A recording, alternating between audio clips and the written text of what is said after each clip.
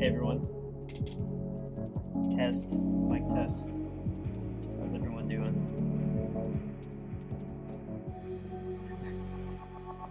Hey Lemon Light Creature, how's it going? TD Tenekniv. Hope I pronounced that right. Faraday Zebra, how's it going?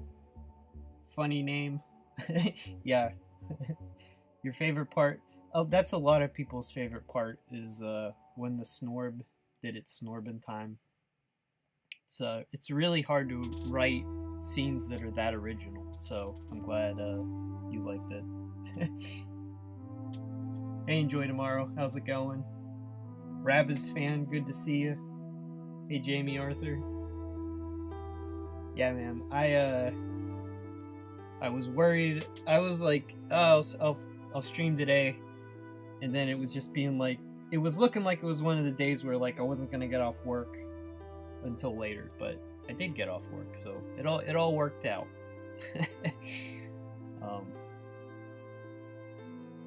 Hey Velvet, how's it going? Hey Merrick. It is Snorbin time. Well, I mean, we could draw some Snorbs. I might have lied a little bit. It's more of like fish time, like always, but we can draw Snorbs later, I guess.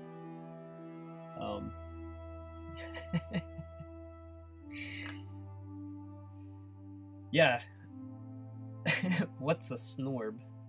It's one of the 4 egg-laying mammals. Duh. Also, I actually I spent a few minutes and I made a playlist with music that's something other than Hollow Knight. So we don't have to like listen to Green Path for like 3 hours, or I don't. People only stay here for 20 minutes. I'm the one getting like tortured with like the same 12 songs.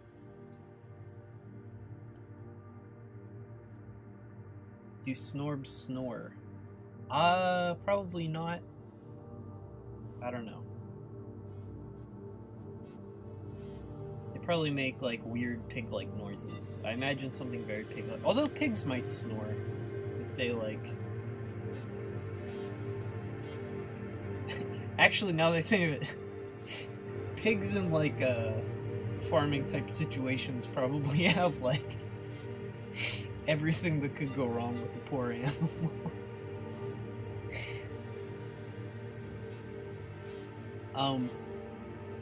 Let me talk about what I plan on doing.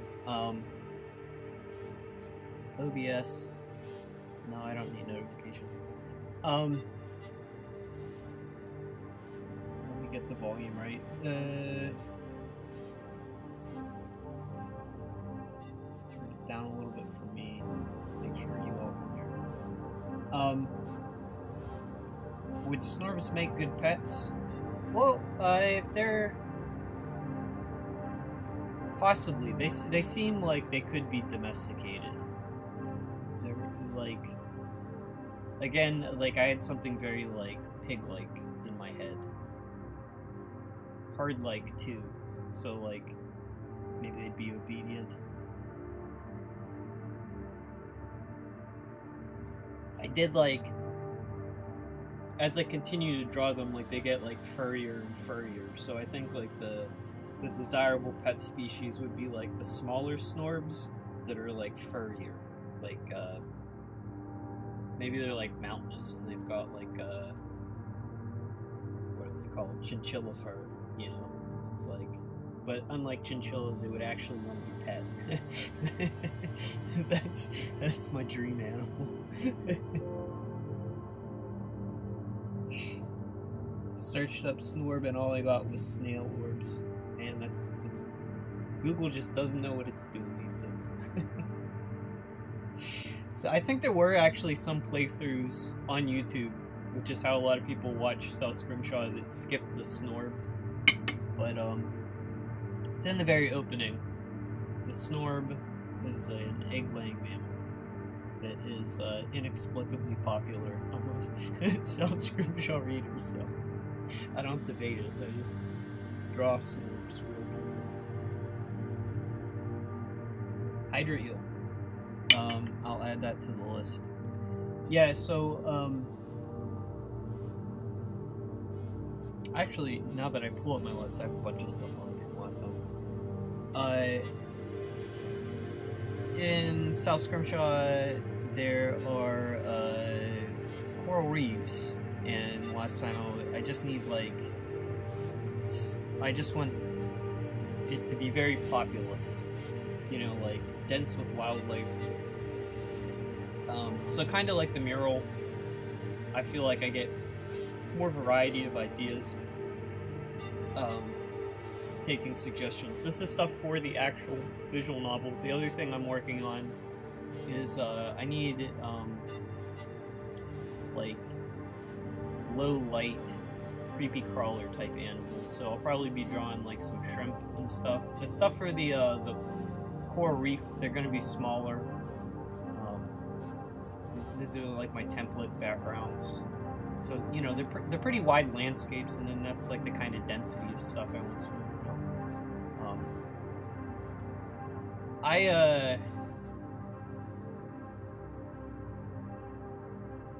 Baby Snorb. I should just do like 50 Snorbs for the supporter mural. Miniature Snorbs. Snorbs could have the fate like wolves, where they just get bred into like weird, domesticated, tiny versions of themselves. Snorbin time.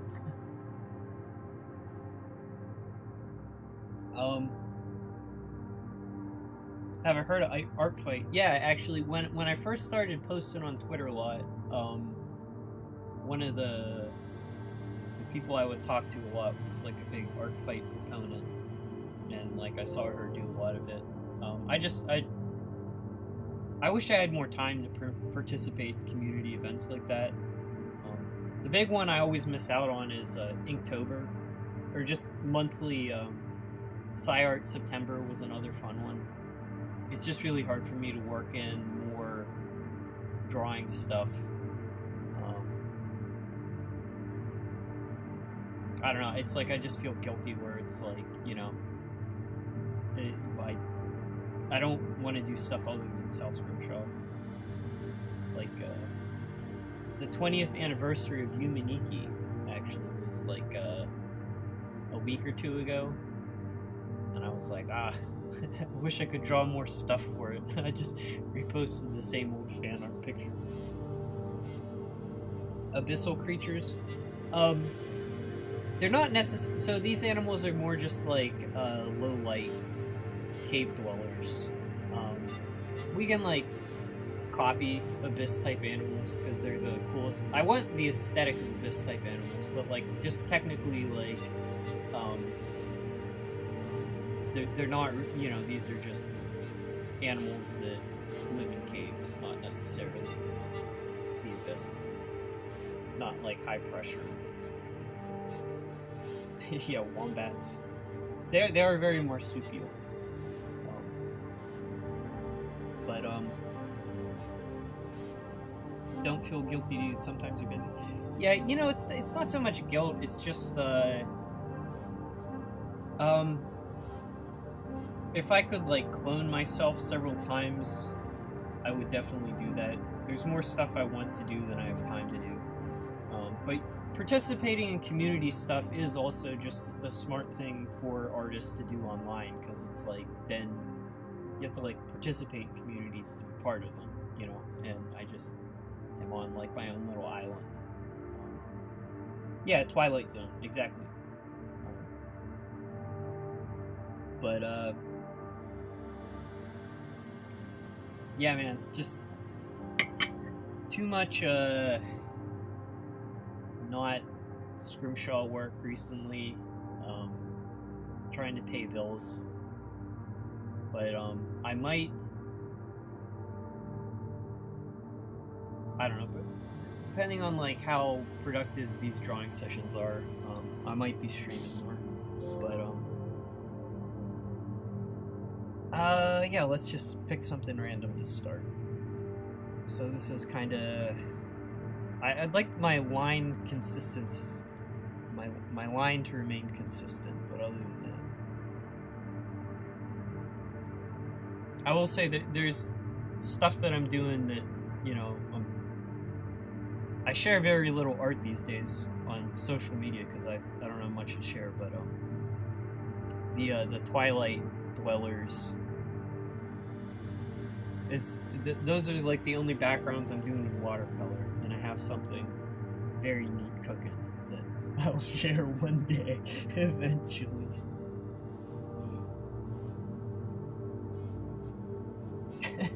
A Snorb documentary, extremely adventurous lifestyle. So, what was I calling them? Oh man, forgetting my own made-up animals. There's like stuff that I'm writing, and then it's like, is this going in? Not in the next update, but like, there's like another documentary series that would, like, you ever see a Meerkat Manor, where it's very like anthropomorphized, light-hearted presentation of a nature documentary. It's like these like manatee type creatures. It's just the opposite of South Scrimshaw's presentation, where it's like a competing documentary series that's way more popular and much less academic.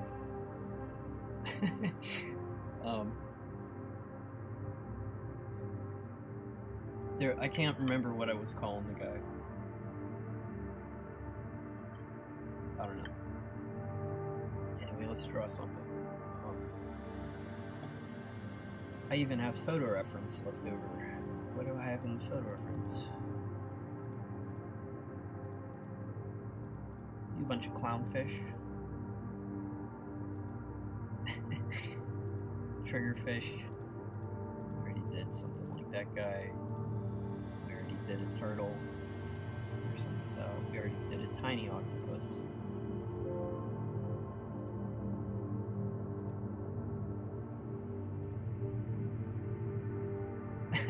Definitely did that crab. I remember drawing a crab, and it took a million years.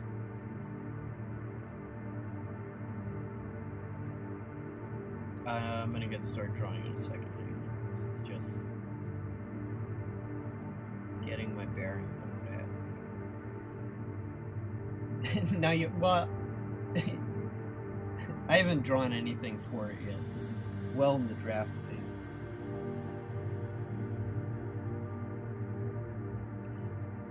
I do have I was drawing this guy. Actually, I'm just gonna keep drawing this guy.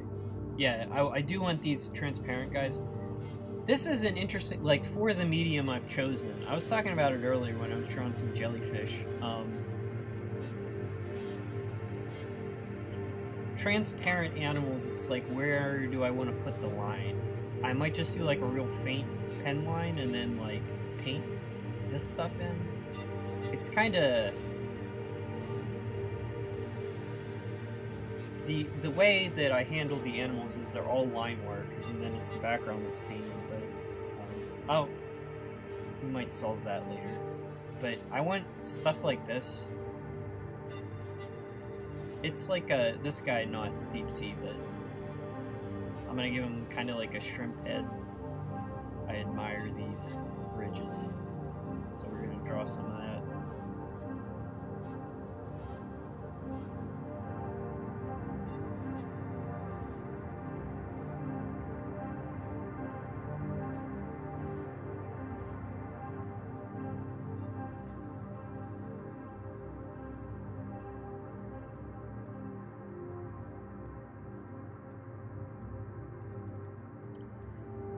Alright, let's start drawing. 3:15, finally getting to drawing today. I appreciate having work, but man, is it frustrating that I cannot begin earlier in the day. But like I was saying, I might just I don't know, be streaming more possibly, or I don't know.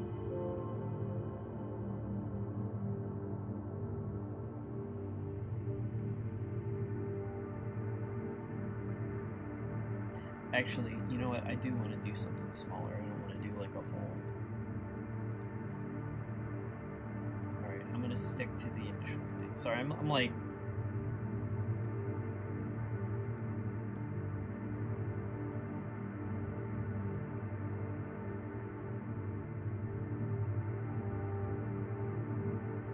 What did someone? Hydra eel? Hydra eel it is. That is number 1.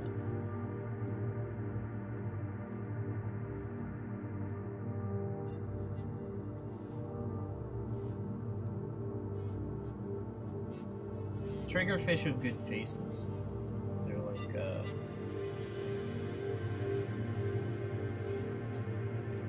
Wait, is Hydra eel not a real animal?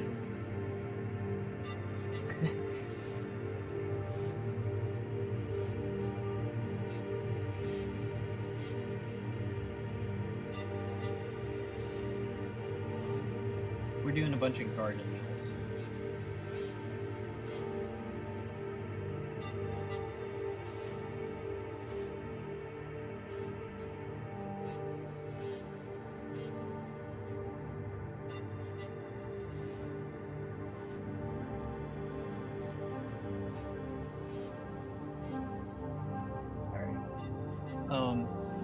The other thing that I want to really capture in the...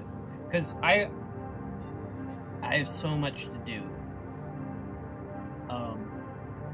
that I'm trying to not stress out, but there's like a certain quality to artwork, making it fast. It's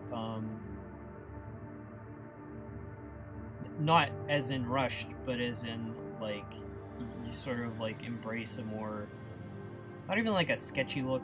There's just like a type of energy of not overthinking things. So, and I feel like when I try to do stuff for stream, I'm able to get more of that. So.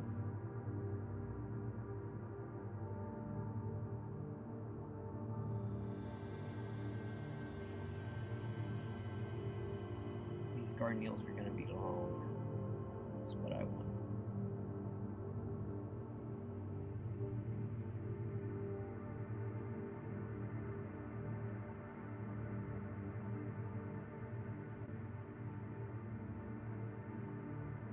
It's like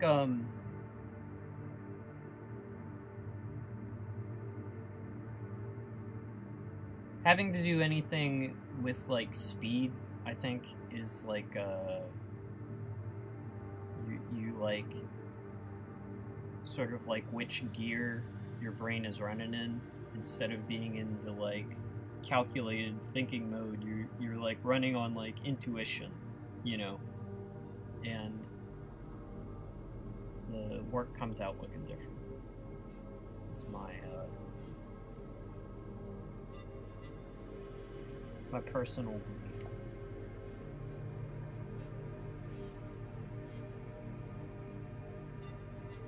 Rabbids, yeah, you know, I appreciate people understanding, but at the same time, there's like I wouldn't rush things.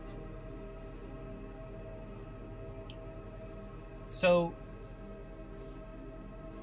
yeah, I mean, if I was gonna like sacrifice quality to make it get done sooner, it would already be done. I guess is my point. But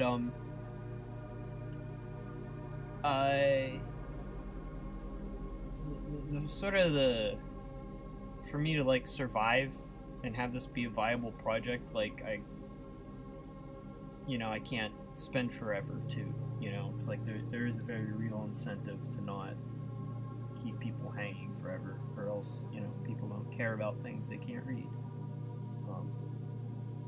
And you know, if I don't share what I'm working on while I'm working on it. Also, you know, it's also like, I don't know.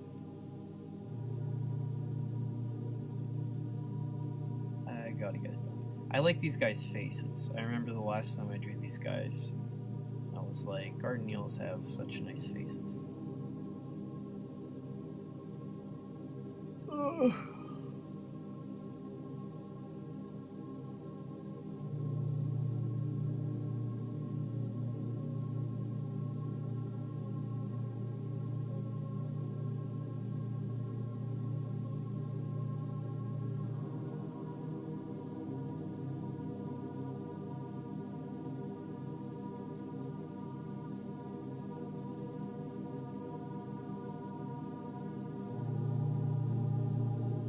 It does have like a surreal, especially these guys back here, it does feel very like stop motion aesthetic.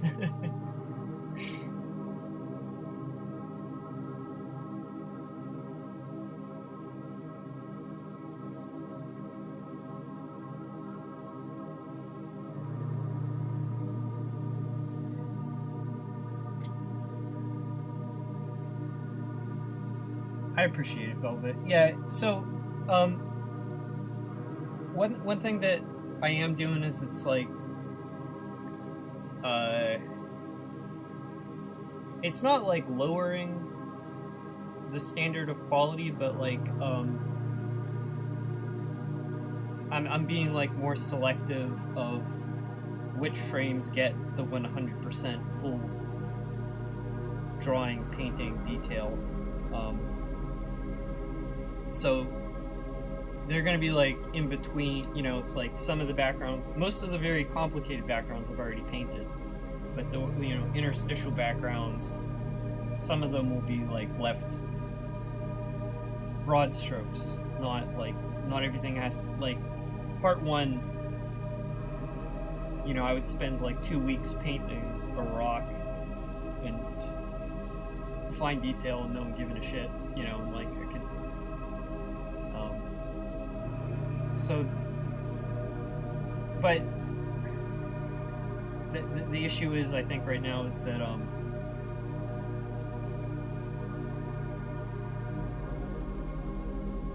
it's just like the volume that I'm working on right now. So like I want to do one big update instead of a bunch of tiny ones. So anyway, it's going well. It's just like I have to think about this stuff, but it's getting done, you know, and it's at least like looking good.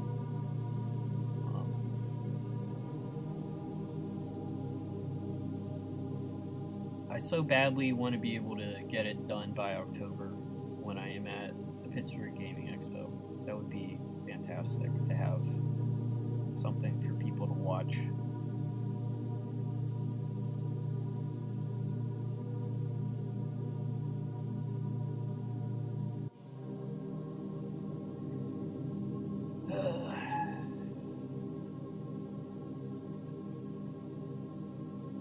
Also, like, takes a moment to like get my brain in drawing mode after being in janitor mode.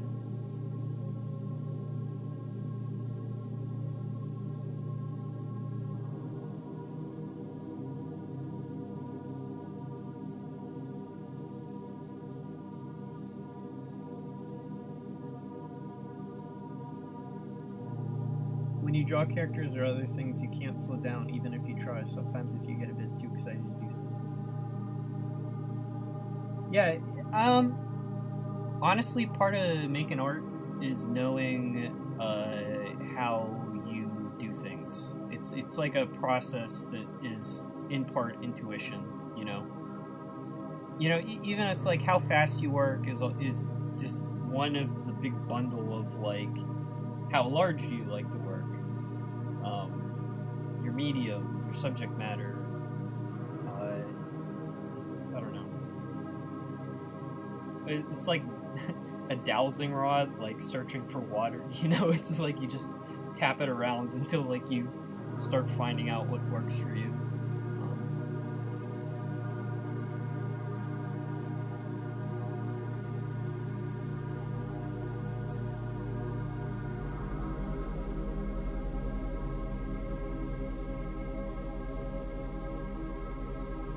But even if like your finished work is very like methodical, like it's good to still have like some part of what you do, like sketching or whatever, that comes out very fast.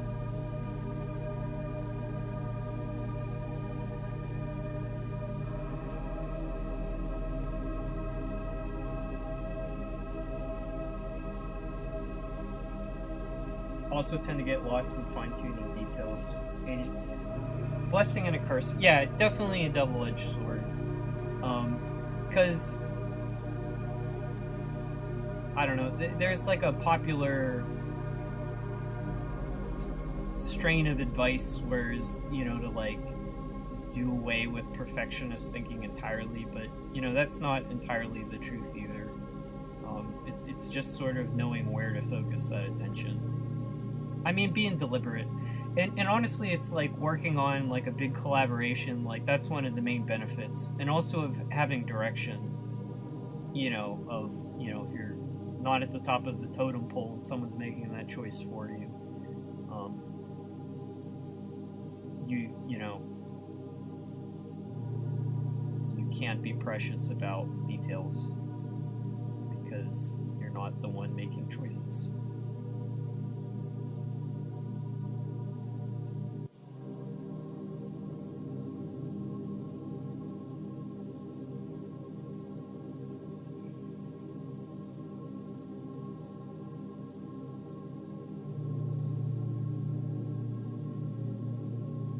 A little too smiley.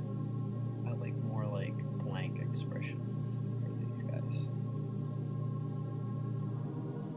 We can let's give them funny patterns, but let's draw them first, and then we'll do like zebra stripes or cheetah patterns or like a bunch of different stuff. That would be fun. Grumpy cat, yeah, like that. Just like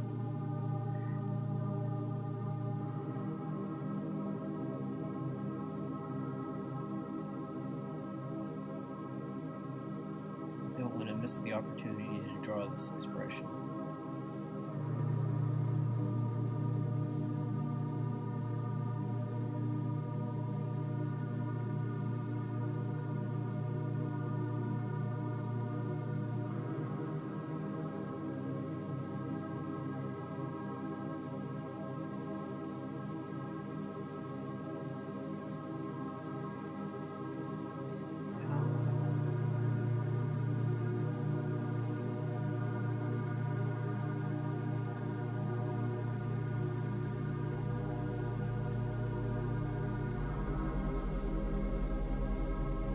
I think also, while on the topic of direction,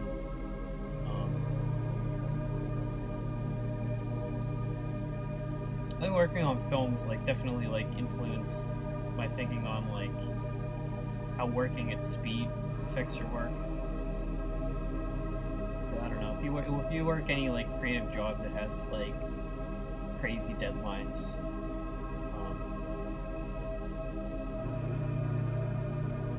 Kind of like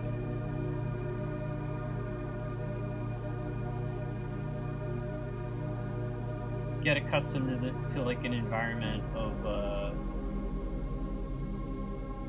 you have to do things, you know, measure once, cut once, and then whatever comes out is like it is what it is, you know. It's like it doesn't need to be overthought, it needs to be done. You do sometimes get different types of stuff forced to work like that.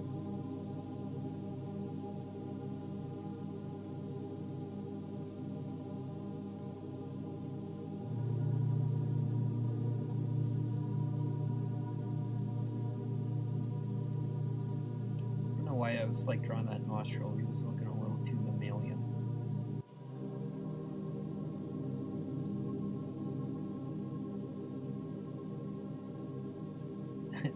These guys are all very grumpy.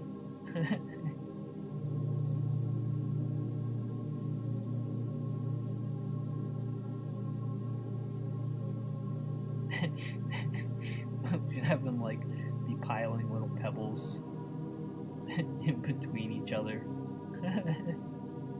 Like they build little fences. Like pissy neighbors.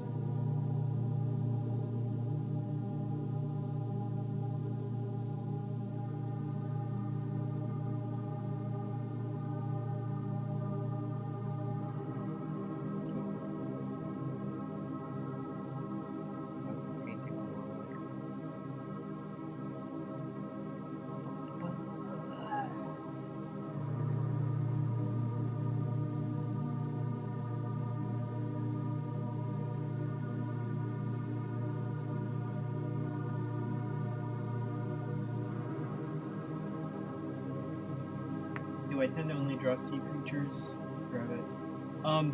Before South Scrimshaw,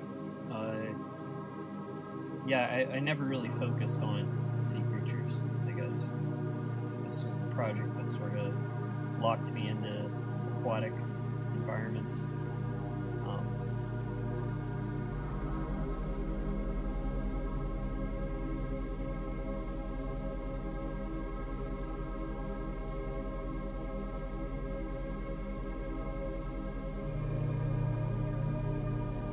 I found some excuses to also draw various other types of animals too in South Scrimshaw.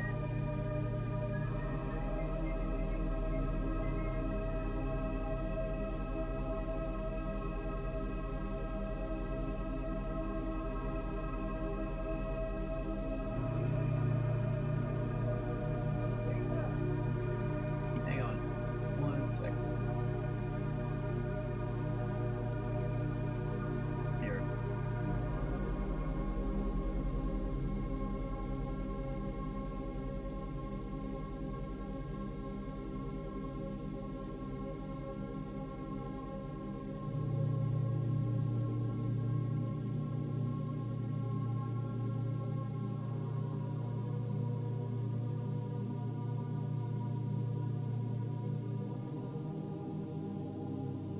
Back.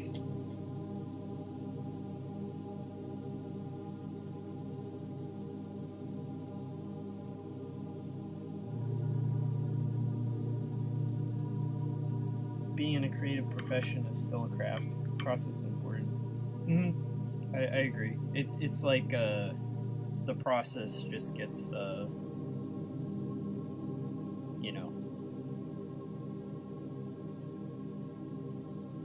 put on like a track with like numerous simultaneous processes and a deadline end of like production. You know, it's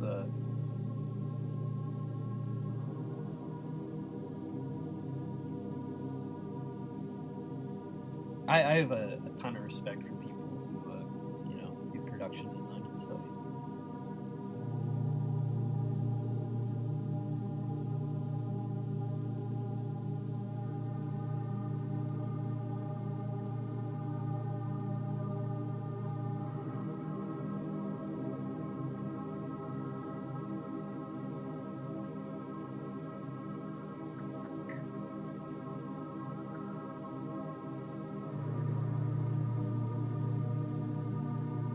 Like my line's a little bit too ratty here, but I don't care.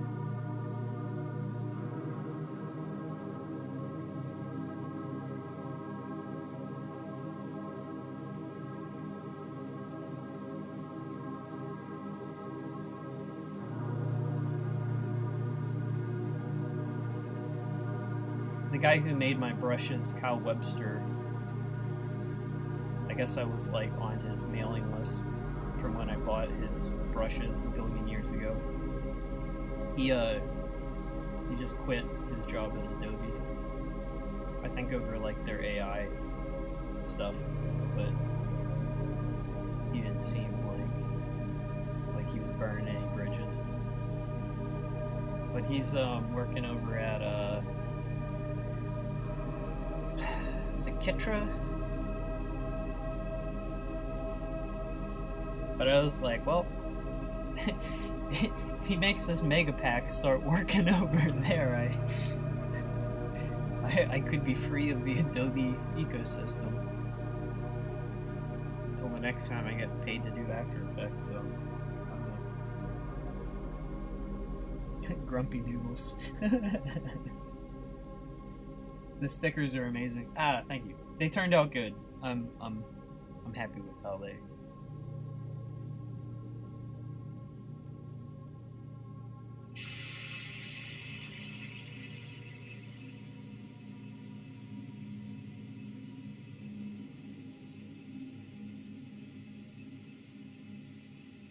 Now that I bought something from Sticker Mule, they like email me once a week with like, it's a deal.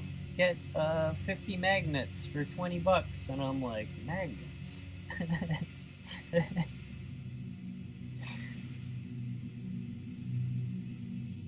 I don't think I'm like buying anything in a volume that like is worth selling online, but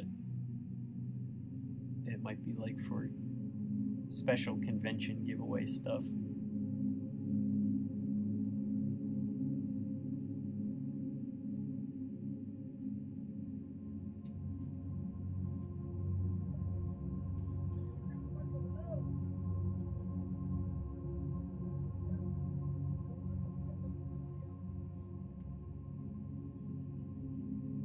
I put one of the stickers on my car for product shot, and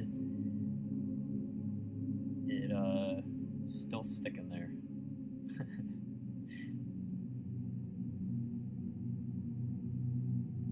Like, as a short weather test.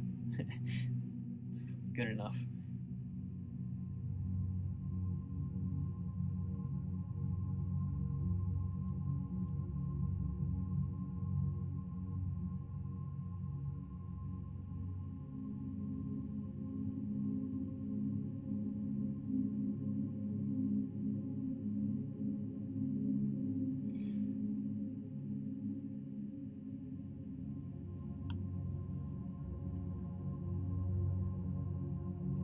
The next type of merch, it's I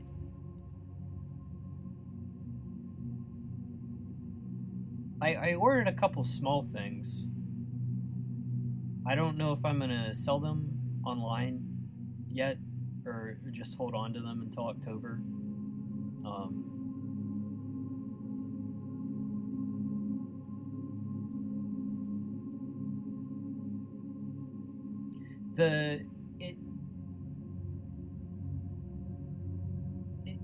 The stickers were really good to do because it was a good sense of like, if I sell things, what's like the immediate return versus like, you know, like how many I'll like, you know, you invest to make stickers, and then I have to like sell a certain amount to make back my money. So like, I'm glad I didn't go way in on doing something very expensive, I guess is what I'm saying. Like, if I would invest in doing sweaters and try to sell them online, I'd be left like holding the bag for like months until I even like recoup the expenses. Whereas if I would make merch before going to a convention, where it's a very safe bet that I would be able to make the cost of production back. You know, so I might hold, like, I do want to do sweaters, but I guess my point is they're not coming till October. Because it's just like you know, like you can't expect to sell too much just from like tweeting that something's for sale.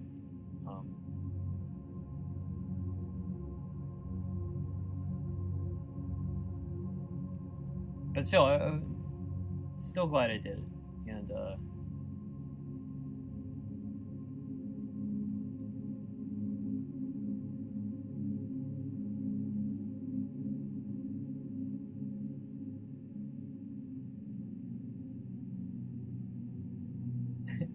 I do have a Corporation for Earth Media buttons already exist. Little, I think they're like 1.5-inch buttons. Hey Nathan Yan, how's it going? Hey Beckus, or wait, did I already say hi to you? No, you just got here. How's it going, Beckus?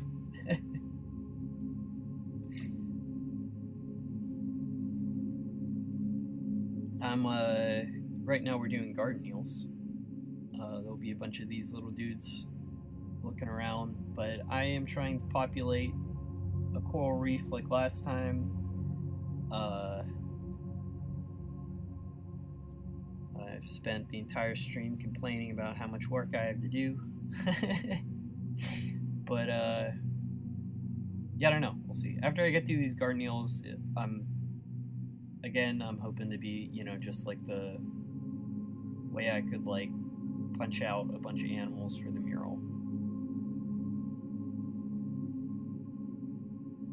And if it helps me like productive, I might be streaming more in the coming weeks, because I do have a lot to do.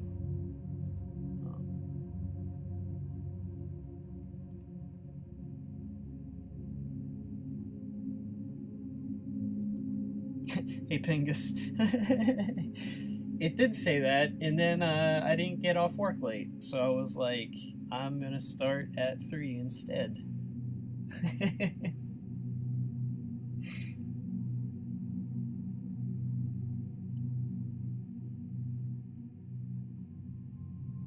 Z Frank is still going? I didn't even know he still had a channel. He's been around. That dude has been around forever. I remember watching his videos before they were even on YouTube. Yeah, I'm sorry, Pingus. It was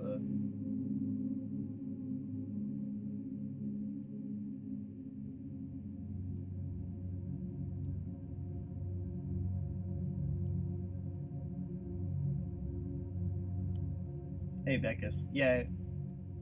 Glad for you to join us. Sorry it's been rough. I have also had a rough week. Hence why I wasn't able to stream last week, but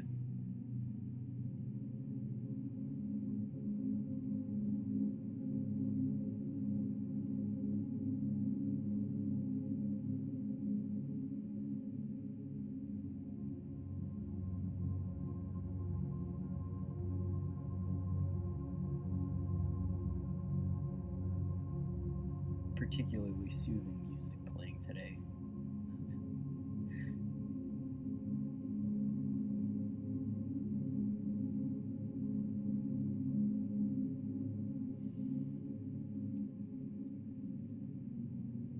My day is going better now that I've started drawing.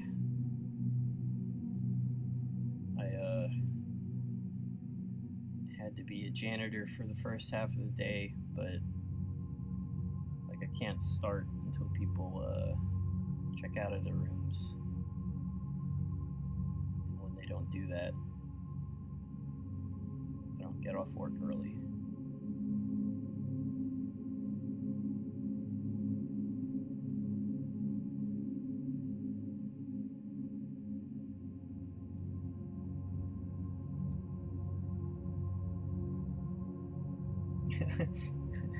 Yeah, I want to see Z Frank's animal videos. I'm gonna make a note of that.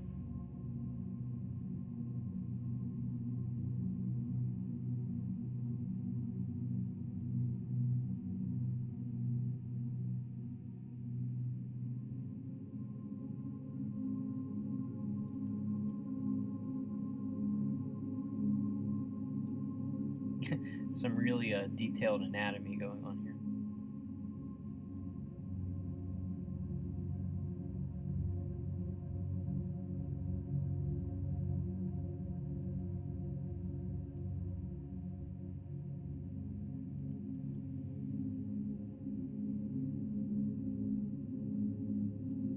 I can put these guys in like the foreground.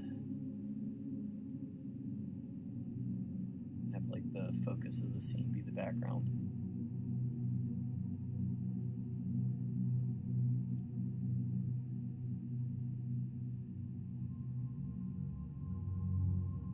One of the fun things with like writing new material is like some of the stuff describing and then a bunch of the stuff just not explaining at all.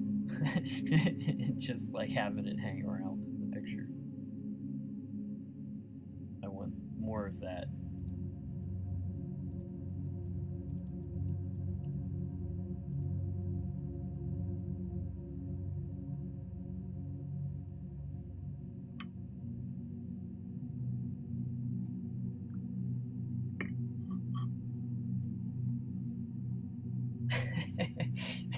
You went down the walking with rabbit hole.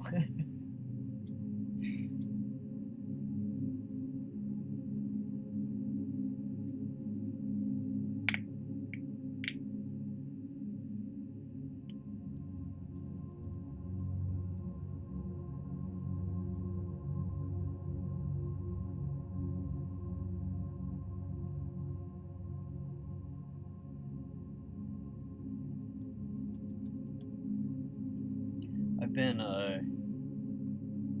trying to find a good book about how the electrical grid works.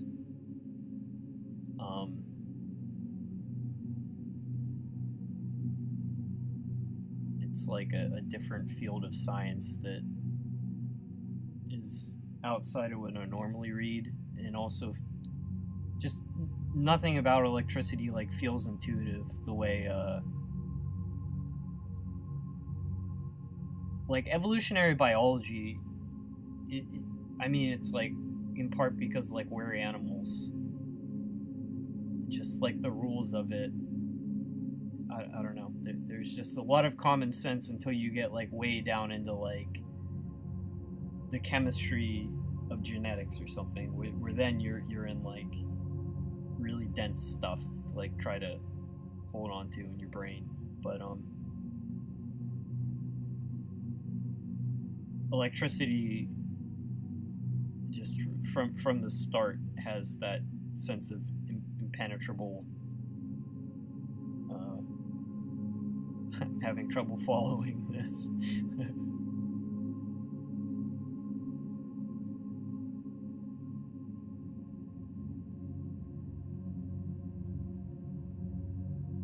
What has them so perturbed? I think I was describing they're gonna have like little piles of rocks, like they'll have built fences around each other, like pissy neighbors.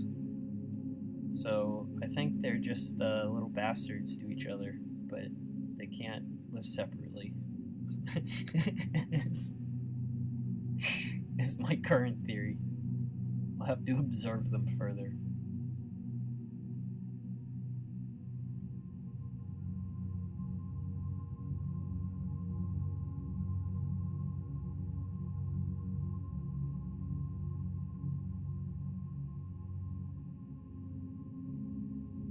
Matchbird's unicorn.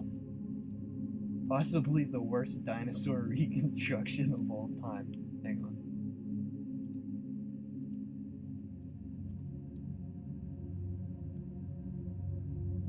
It's pretty epic to fuck up that bad that you become famous. That is in itself an achievement.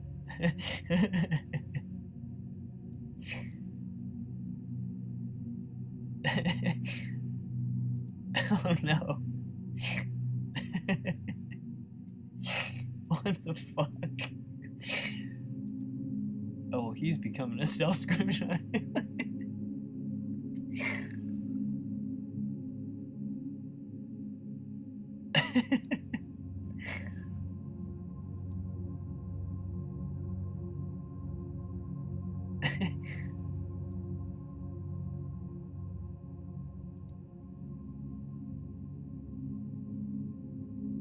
Screenshot this for later.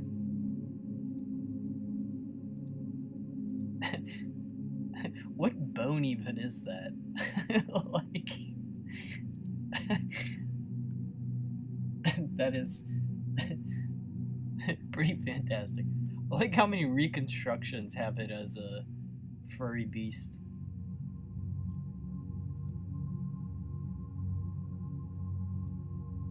It's very like all tomorrows. See, like, CM Kozman core. I like him.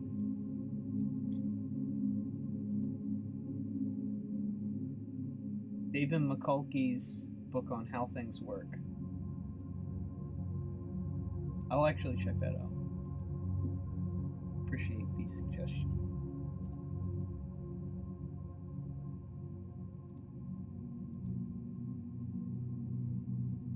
Yeah, I don't know, with this, like, oh,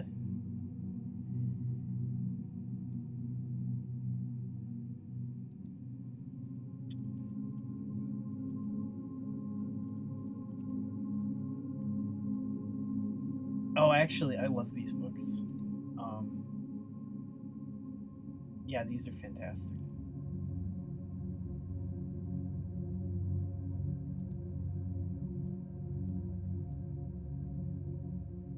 It's like they're general principles that it's like I can follow. It's just I know that I don't really grasp it because when I watch stuff about how, like, my goal is to understand how the power grid functions.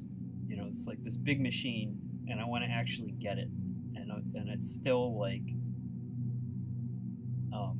I'll get there. I just need to, like, keep consuming more stuff. It'll click eventually. Hey Stefan, how's it going? These are long boys. It's true. They're grumpy boys too.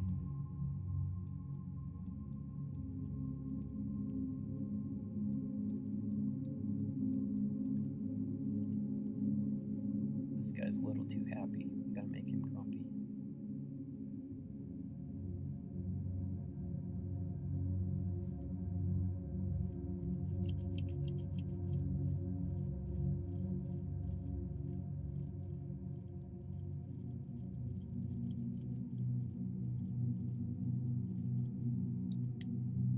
Guy loves it. Look at these mammoths. This is the one I recognize. I think I had something like... I must have had a copy of this growing up.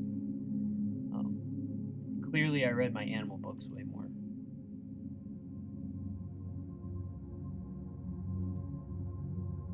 There we go. This is how I want to learn about power.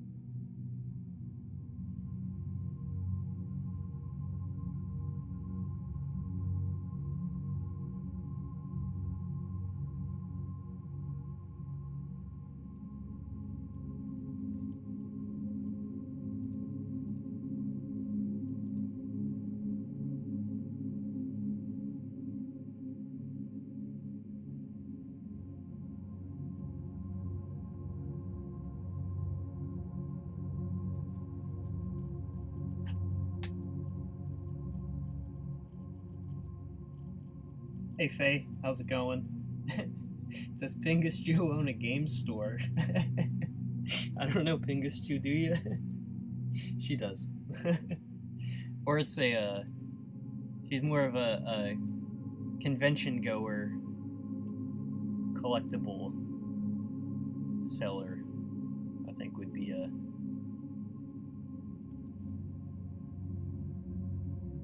Hey Portier. Hydra eel was suggested.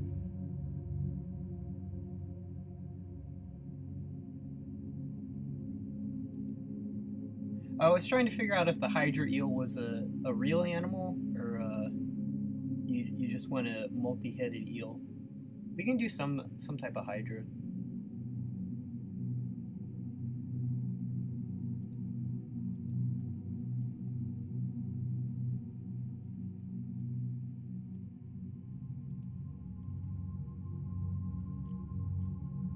Yeah, I'm forcing Pingus Chew to do social media because that's actually a requirement to exist with any kind of business.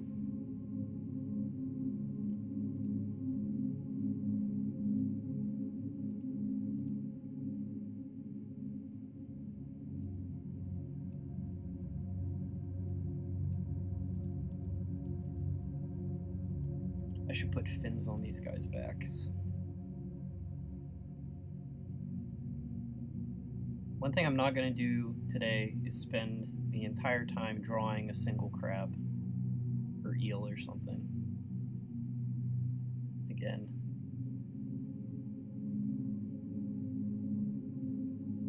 We're going for volume.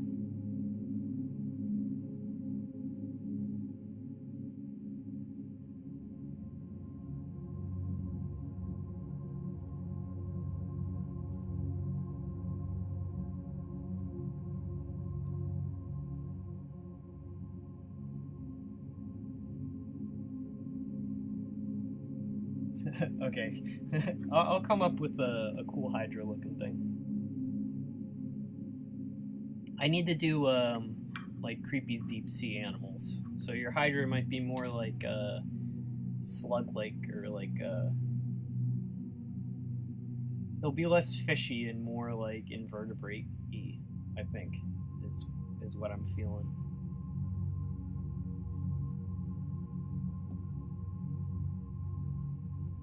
Yeah. Enjoy tomorrow. Well, I'm not famous, so it's good to have attainable goals.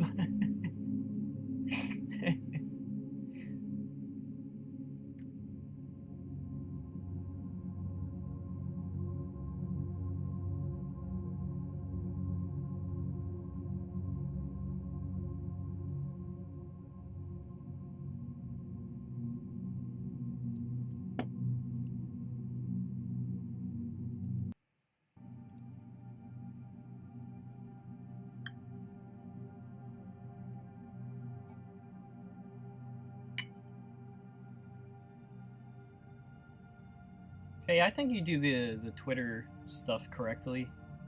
It's like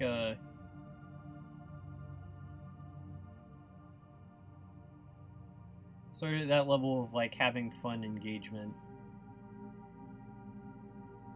Mine's like all business.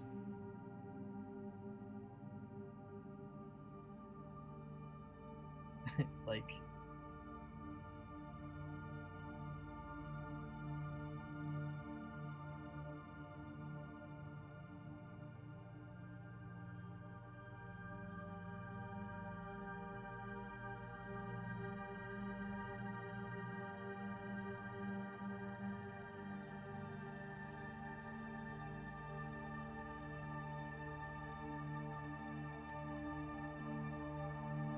I like, yeah, Corey, we'll do like we'll make him starfishy, actually.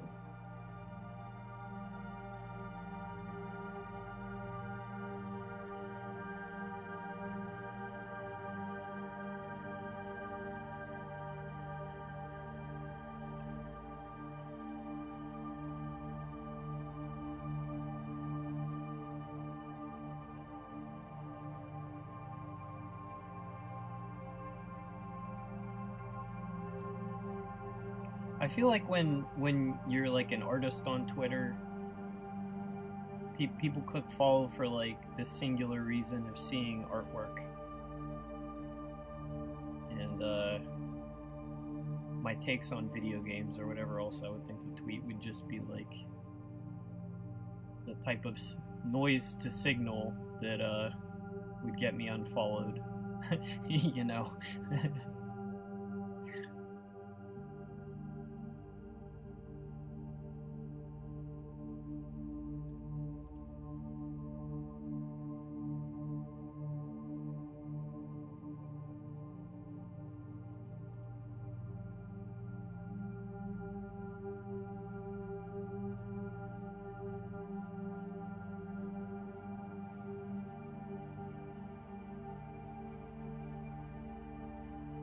Yeah.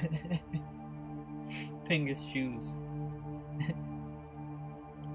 Stealing my fans.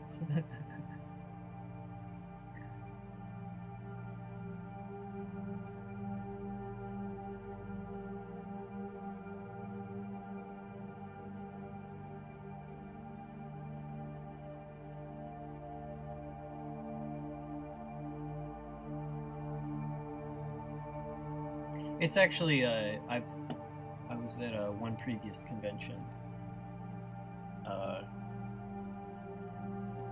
Kami Games store. It is very fun being able to do conventions with fans. It's with friends, not fans.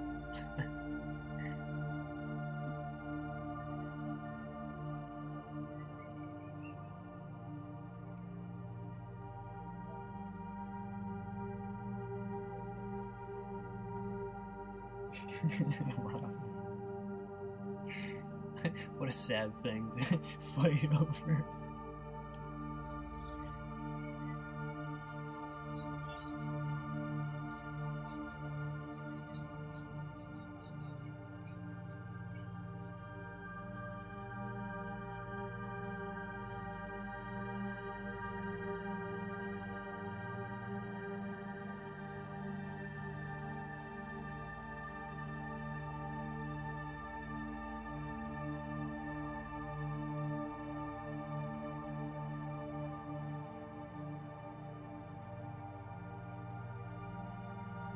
PGX is going to be fun. I'm really looking forward to that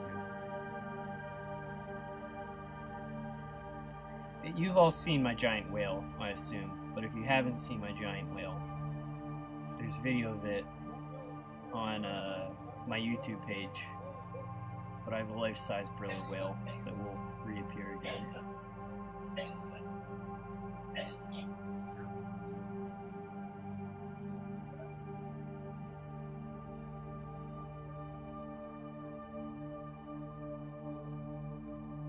That was fine because it was such a weird thing, like people who like, you know, it was just like a weird landmark for people to see and photograph.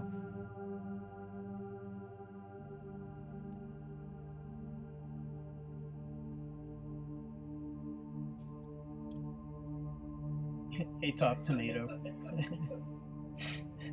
I lied. We're drawing eels right now.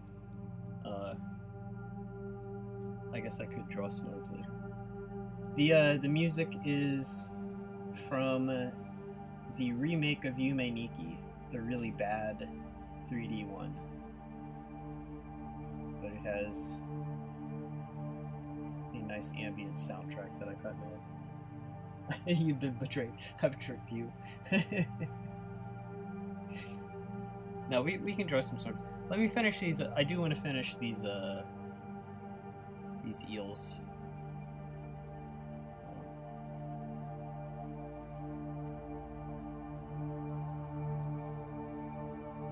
Three more to go.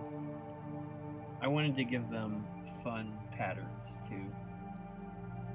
Like we'll make some zebra stripes, make some polka dot.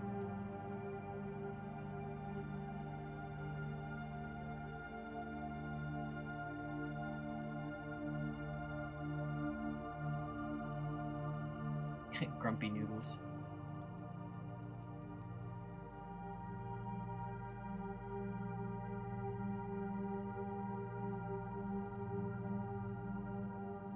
We'll draw one that's like super grumpy.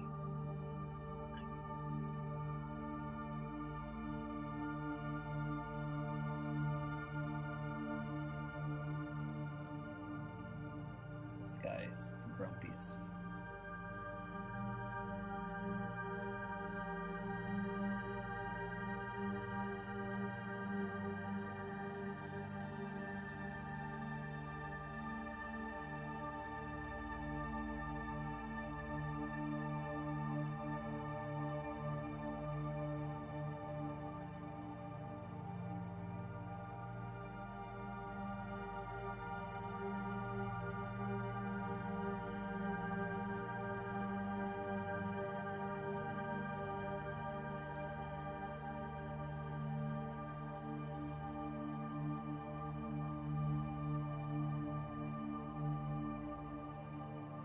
Yeah, Stefan, so the stuff I'm drawing now, these are illustrations for the VN itself.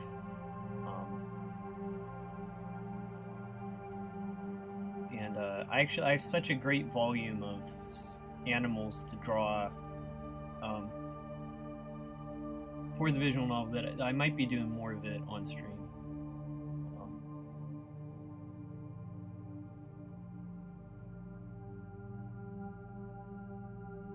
But yeah, you guys are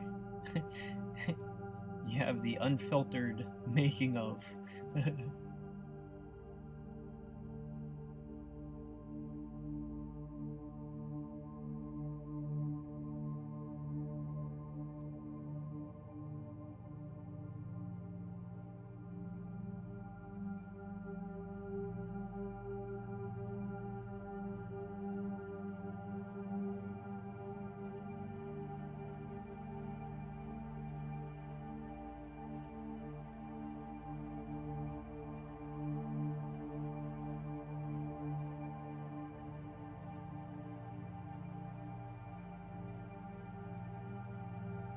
Maybe these guys are coming out of like either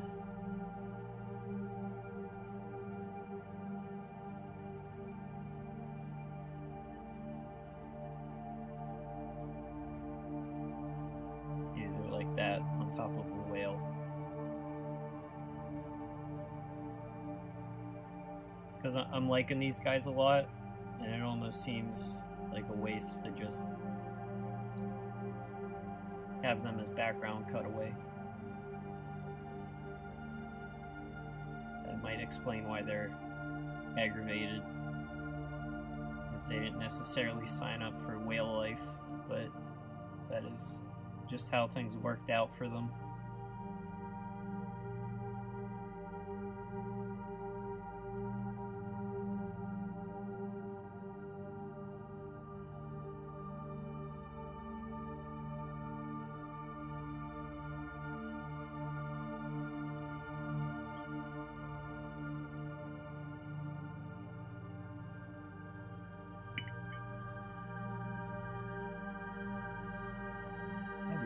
Drawn adds another year to my life.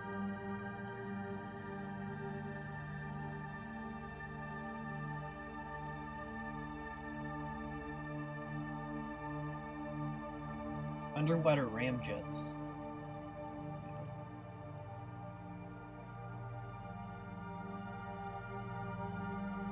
We're like forced propulsion, like impact stuff. Is pretty cool.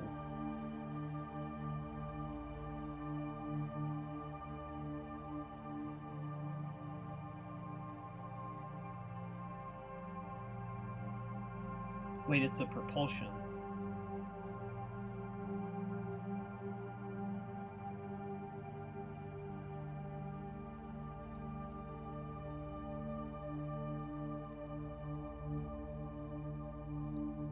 There's a this is a spoiler, but there are drones.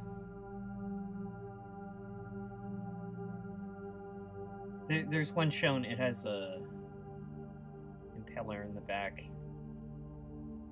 It's like the camera drone that had the. It is a decommissioned weapon platform in Part 1, but it talks about like the animal hunting platform that was initially installed, but the other one is basically just like a turbine that propels itself with water, but it's like serrations on the outside, so like you can't hold on to it, and the idea is that like things go in and then they come out in a slurry.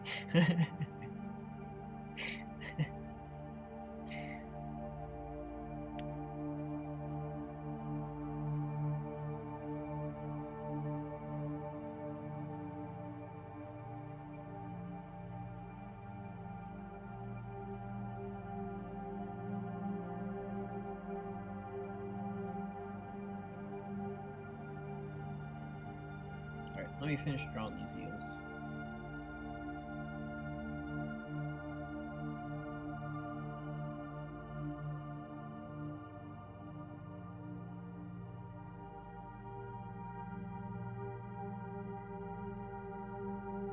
This guy knows the eel next to him is about to just absolutely snap. And he's like, ooh. On one hand, he doesn't want to live next to that, but on the other hand, he's like, he's gonna be a shill. So he's got a little bit of a smile there. He's waiting for it. Maybe he's even egging it on.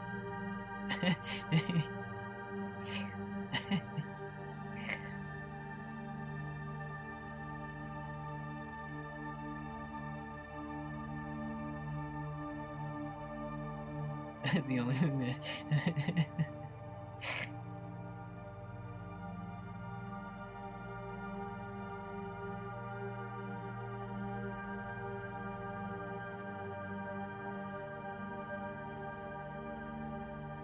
these eels aren't very social.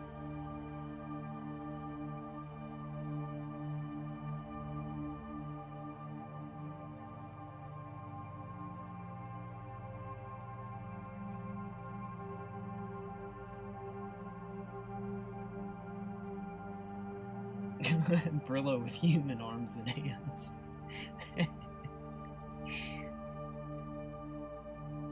Only in a cartoon version.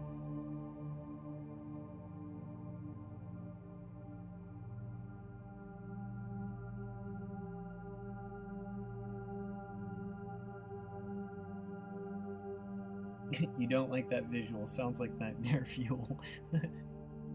I assume you mean the drones. It is meant to be scary.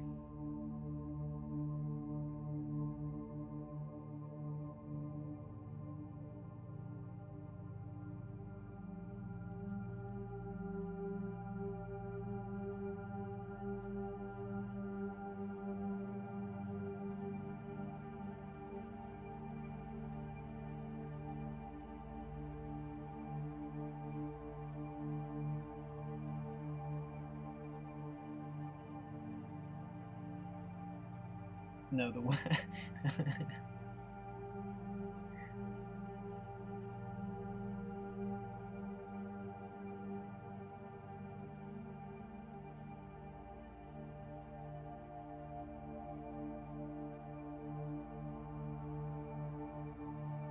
Being grabbed by like his water,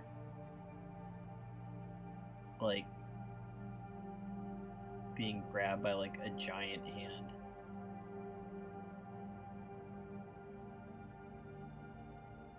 Be really terrifying.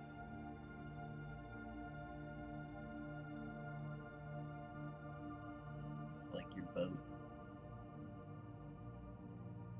Whale like sightseeing.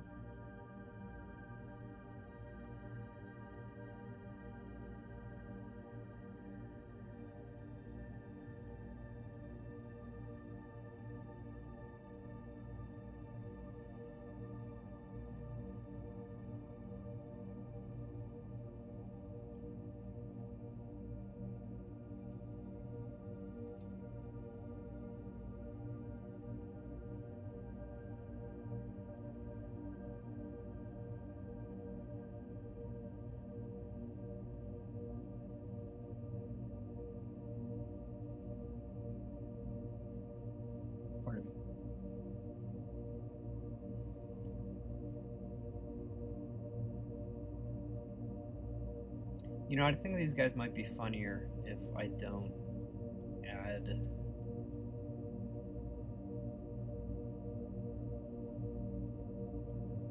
Like, do they need fins on the back?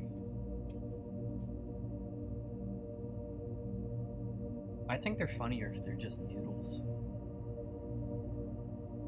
I'm just gonna keep them like that. All that done.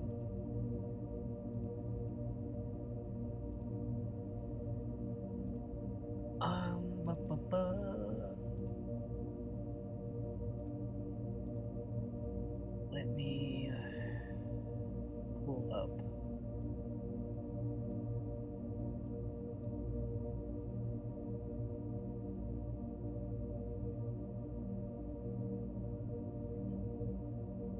My reference. I had a bunch of. Sorry, this will just take 1 second.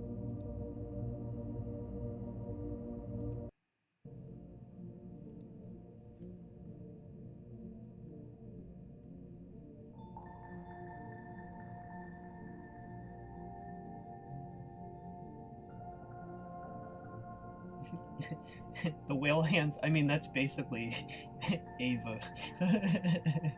Like, creepy giants.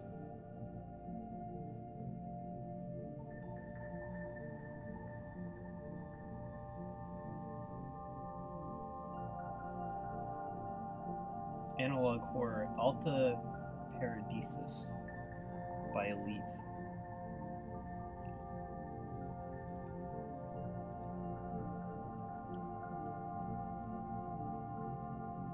Oh, cool.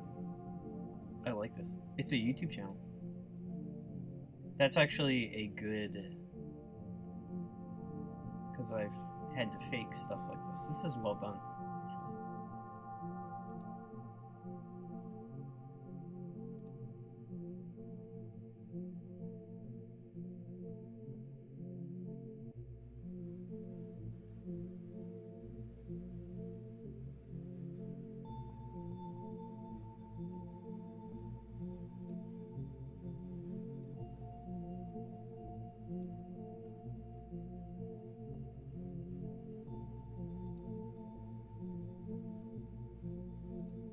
I just want to see how animated it is.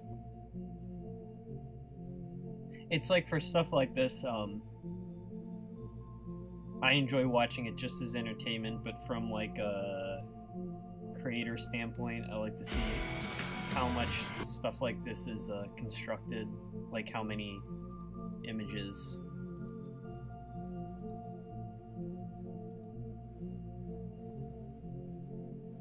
Okay, so he's like animating.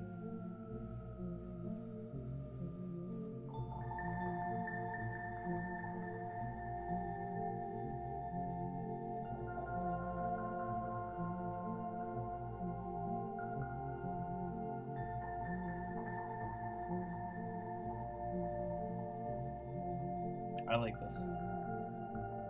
I'll watch more later.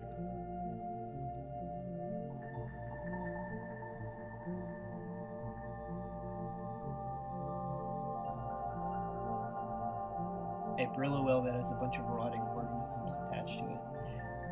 Failure Brillo whale would be fun to see. There is this discussion in the draft about like the garden collapse. But it would be fun just to do like in a population. One is like sick.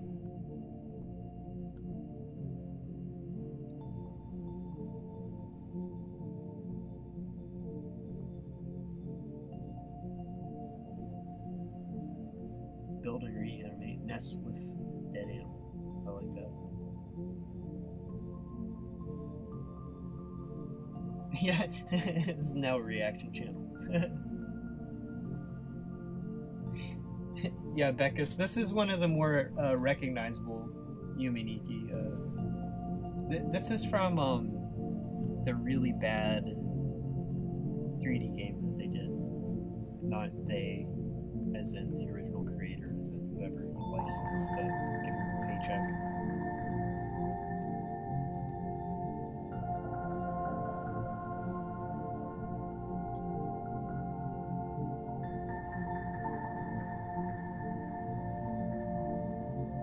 I like the sound. I will say I like the remix OST. I agree with that. I totally got distracted. One of the YouTube channels, it's been around for a while.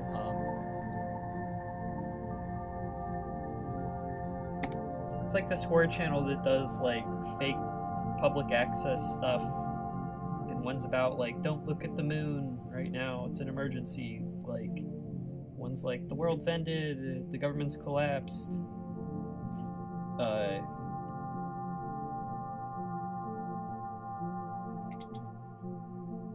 I will say sometimes with analog horror stuff, if you plan on doing it, and then this is something I just have thought a lot about just from like recreating stuff from Scrimshaw, is that sometimes I see people mixing and matching analog effects that don't really line up. Like there will be like the jumpiness of like a film projector, but then there will be like the graininess of like VHS, and I think that you'll be able to come up with something more fine grain if you like specifically think it's like, well, this is magnetic tape that's been like transferred too many times, so it will have degraded this way, you know. And it's like you'll have digital snow, you won't have like film grain. I don't know. I think too much about these things, so I notice them, like how other people choose to do them.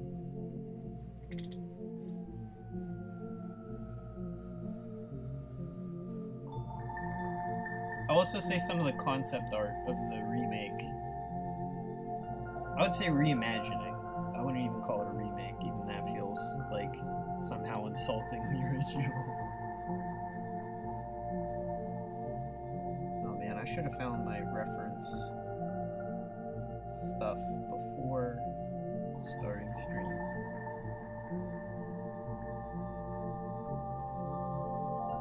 I drive myself insane because I have like the worst naming conventions. I can't find anything ever.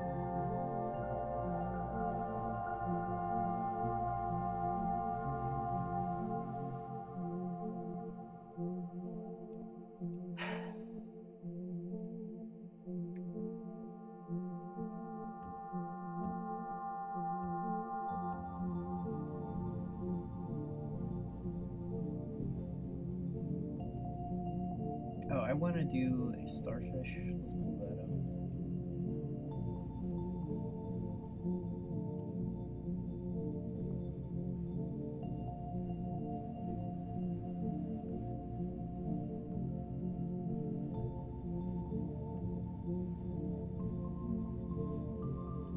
Yume Nikki, very iconic soundtrack. The original, too. It's just these, like... The original is like 5-second loops, and somehow it works.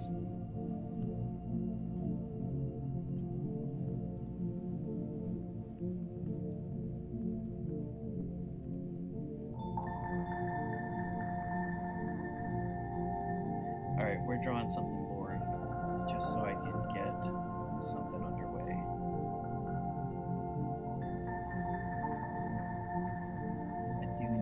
Just fish.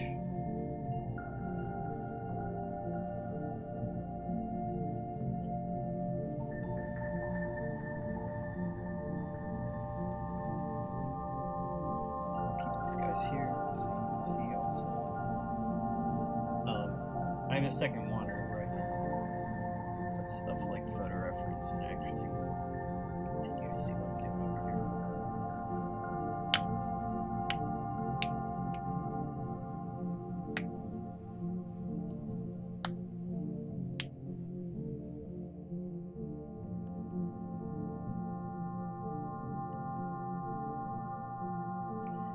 Yeah, Rabbits. I think also, like, in the case of that, like, remake, I think it was just, like, such a low-budget production that, I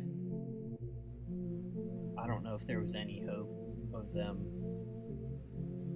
getting anything similar in quality.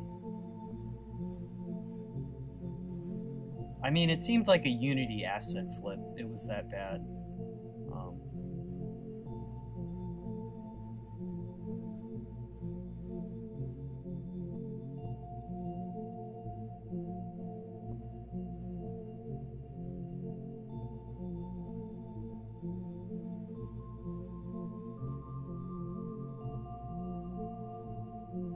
Like there's some games where it's like, well, if it wasn't saddled with expectations, people would have been more favorable towards it.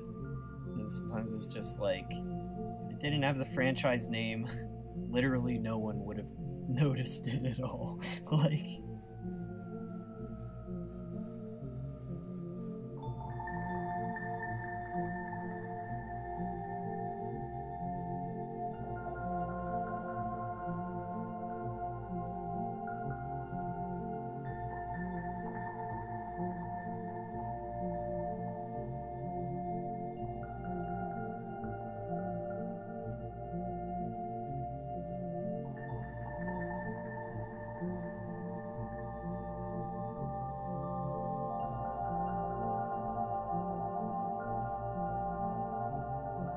draw something more interesting after this.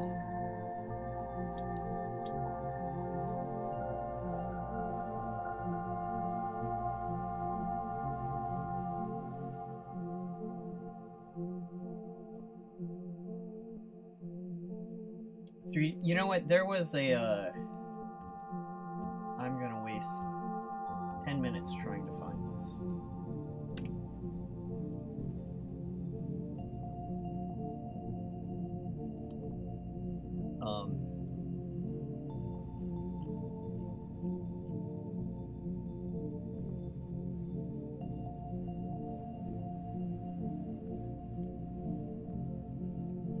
I would say that it would be a huge challenge to convert this like classic game into 3D, and then you see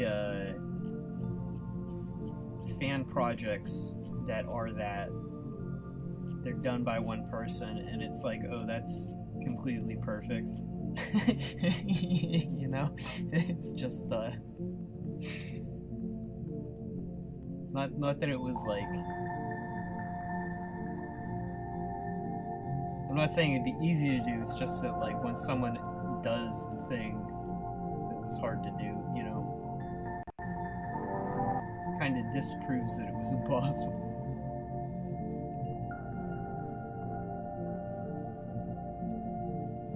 Here, look at this.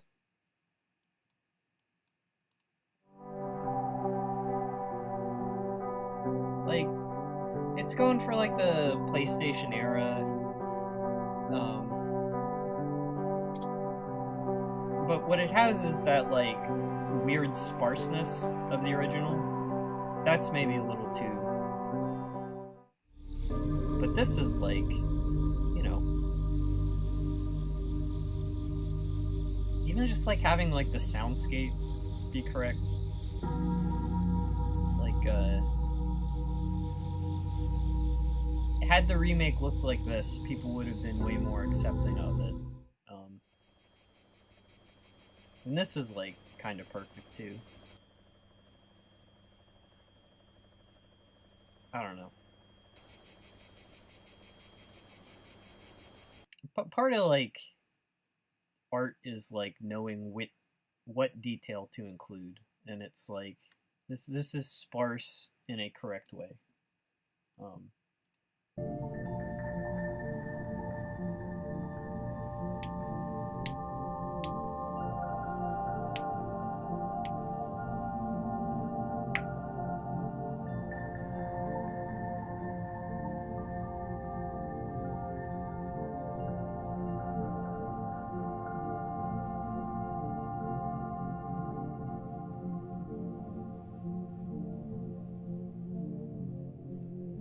The point where I checked out completely of the remake is it does the dumbest jump scare. It's not even scary because you can like see it coming with like mannequins, and it's just like, dude, this is like, you know, just I don't know. Anyway.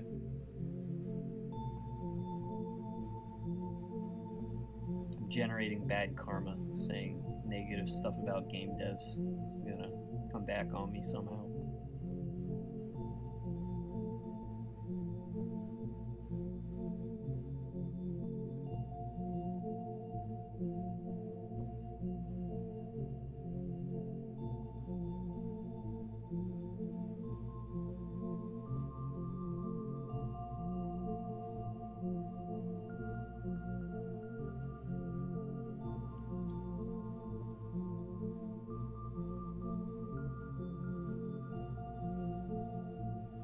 I think there were like one or two things in the original that you kind of could call jump scares. Like there's that one door. I think it's like when you go up this staircase, and there's that like pink thing just standing there. He's like touching the railing, and then there's like that door at the top, and you go into that, and then there's just this like big face that's like, "Rah!" And then you like wake up immediately. But also like Yuminiki is just like way too many people classify it as like psychological horror, and it's not. But when like the flanderized version comes out and they're like trying to like live up to the reputation, they're like, oh, we need some horror too.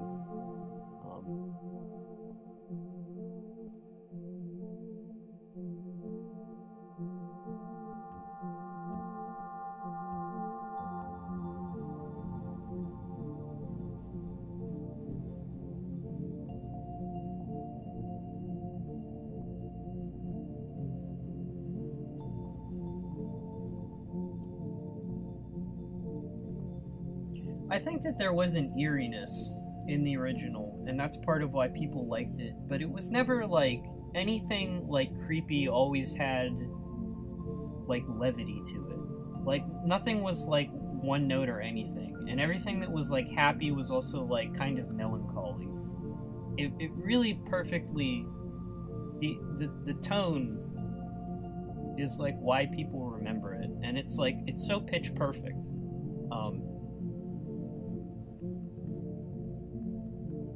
You know, and then it's like even like the weirdly tragic ending that was like original for the time, you know, just kind of gets like, in all like the imitation games are just like, well, here's the obligatory depression, you know. It's like, I don't know.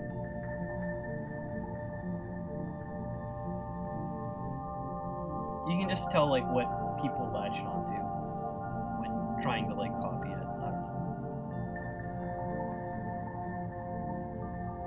know. I think Yumituki is, I think that's how you pronounce it. The fan project that's like endlessly huge is pretty well done. But that's made by like so many different people, it's like not the same at all, you know. But that one's pretty cool.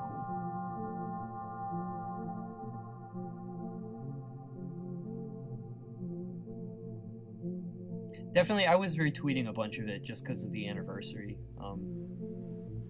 I think any interpretation is cool when it's just like fan art, you know? It's like the variety is kind of what's fun about such a blank slate.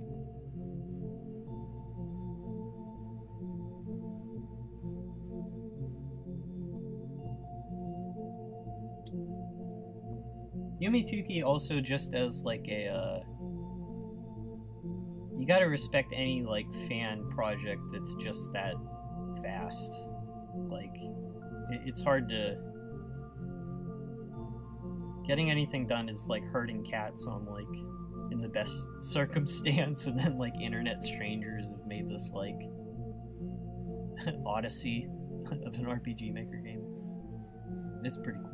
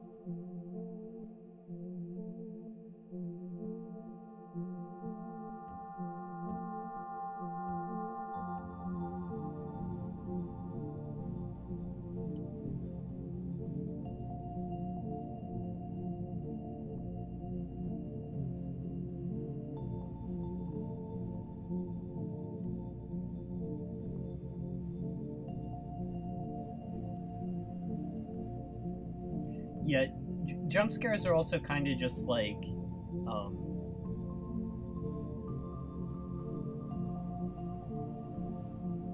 I don't know, like hitting you in the face. You can't like not react. I think jump scares, I like jump scares where it's like they're in the game, but like knowing that you can be jump scared keeps you on edge. You know, it's like if you know there are none in the game, then it's like you're kind of too safe.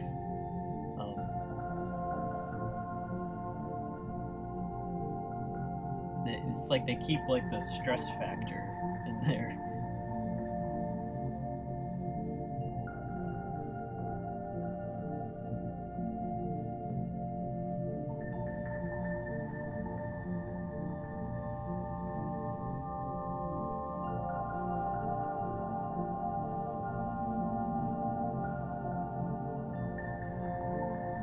Atmosphere is definitely like king for video games.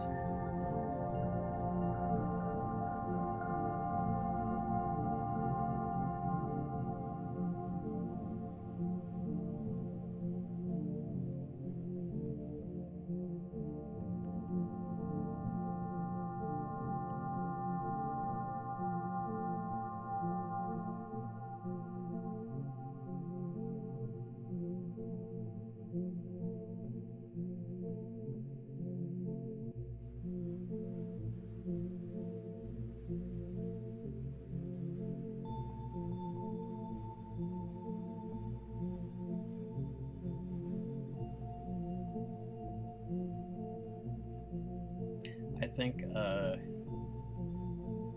visual novels are one of the best formats for horror.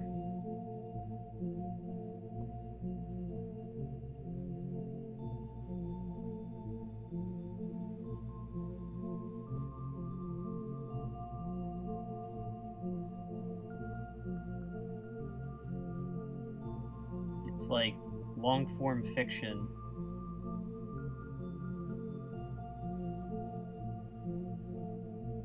And then, you know, it's just like sound design and music add so much.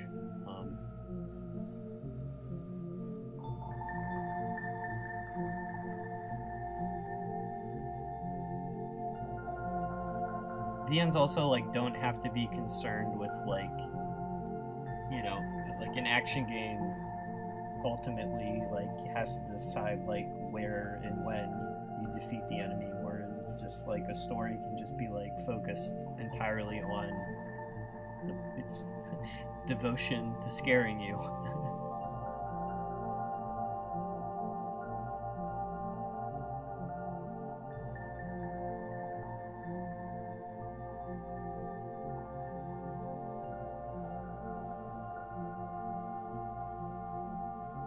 No, I don't think South Scrimshaw is horror. Also, Velvet, sorry if Nightbot. I don't know why Nightbot is giving you shit. Apologize for that. I just like include stuff in South Scrimshaw and like I don't consider like how disturbing people would find it. I just wanted like scary things in the world, as nature is scary a lot of times.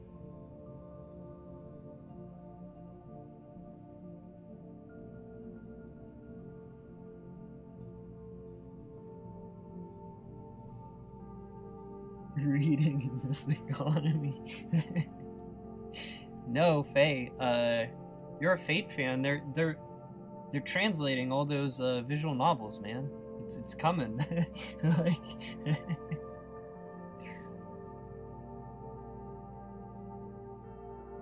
I haven't read Tsukihime yet, so I have no idea if it's any good.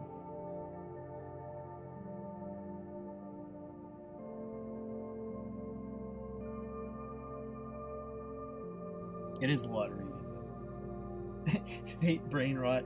It might have got me. I don't know if I'm like fully ensnared, but Witch on the Holy Night had enough going right for it that I need more. Like that might just be like the root of brain rot, where it's like it's good enough, but I need more. Like,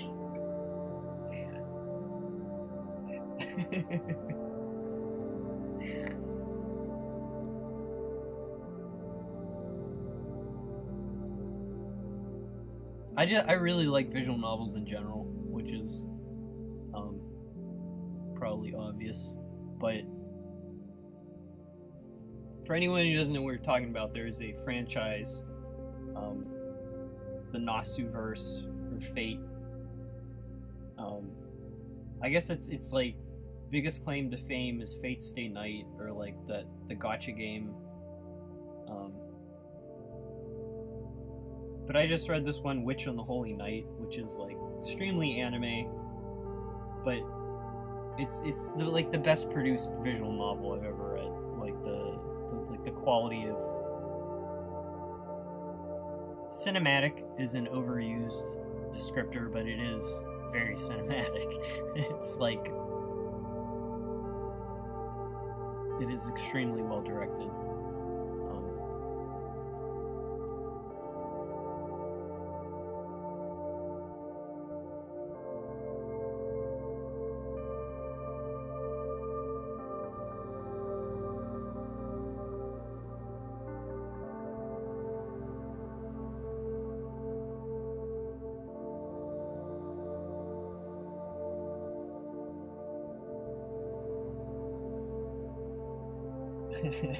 Yeah.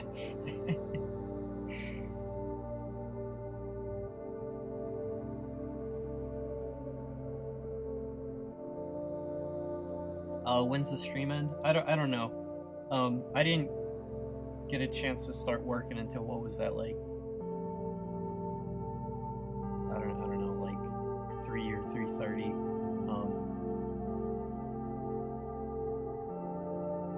I'll probably go until I'm too hungry and have to go make dinner. So that won't be for a while.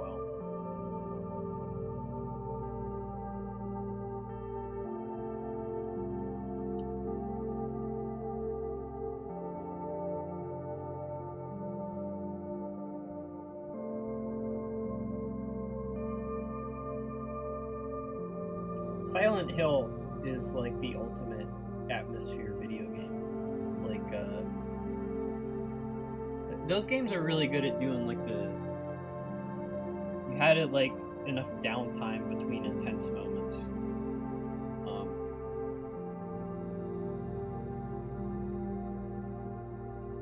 I don't know.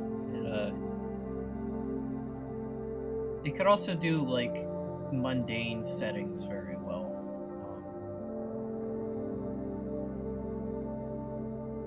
The team was very good at just like doing like a place you've been that's like kind of too dirty but still very realistic.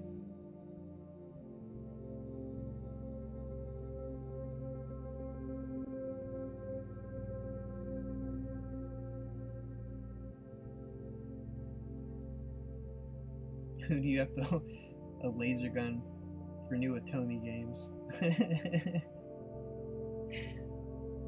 I'm surprised there's a lack of them, because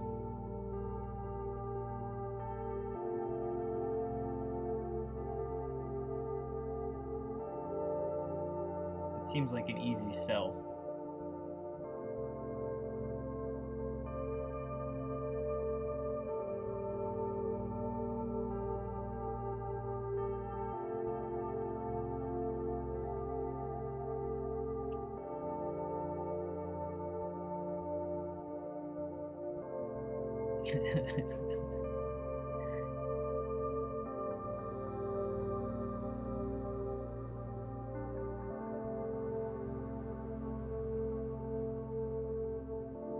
I feel that way about killing game video games, visual novels, where it's like, I just need a good one.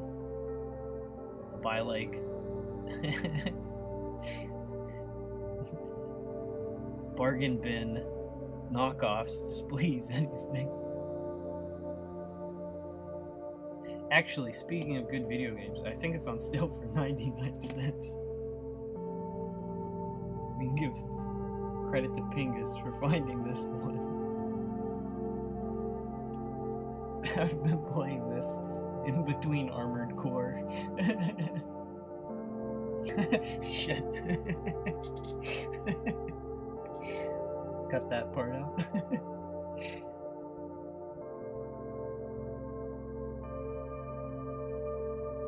Stop stealing my games? No.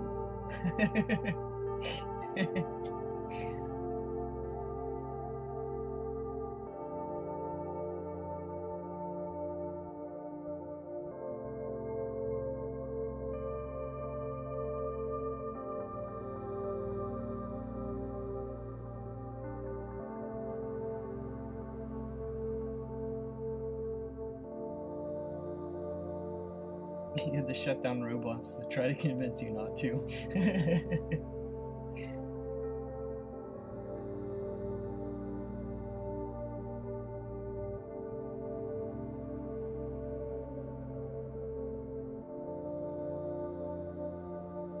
You run a zoo, but you can sell animals on the black market for meat.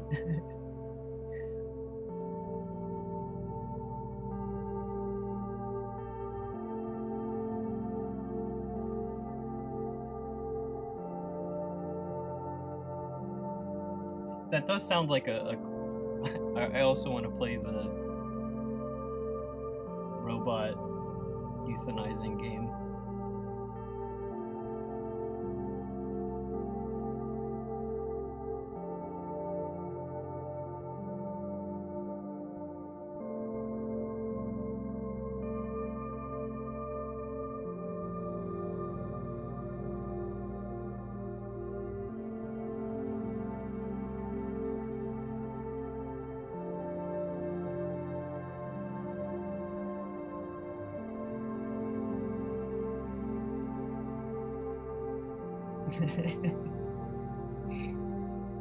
Soma was good. I enjoyed that one. Soma, I didn't find scary at all. I'm always really surprised when people say that's like their top scary game. And I'm not like a I never get scared type person. I don't know.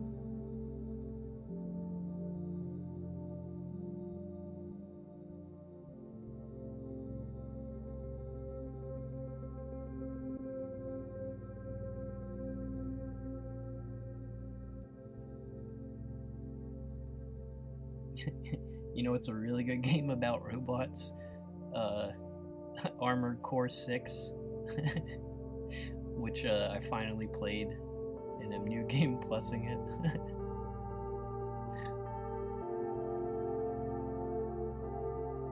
Yeah, I gotta stop my stream by 11 at the latest, so I can get a little bit of Armored Core in before work and tomorrow morning.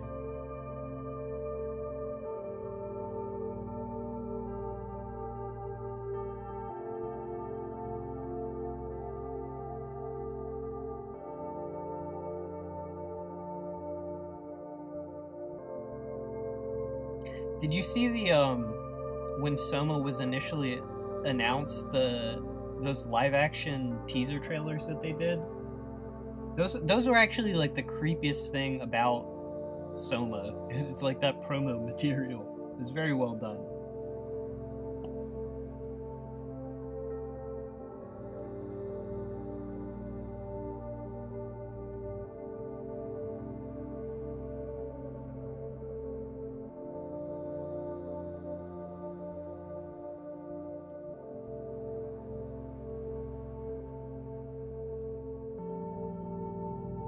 Yeah, I haven't played Slay the Princess yet.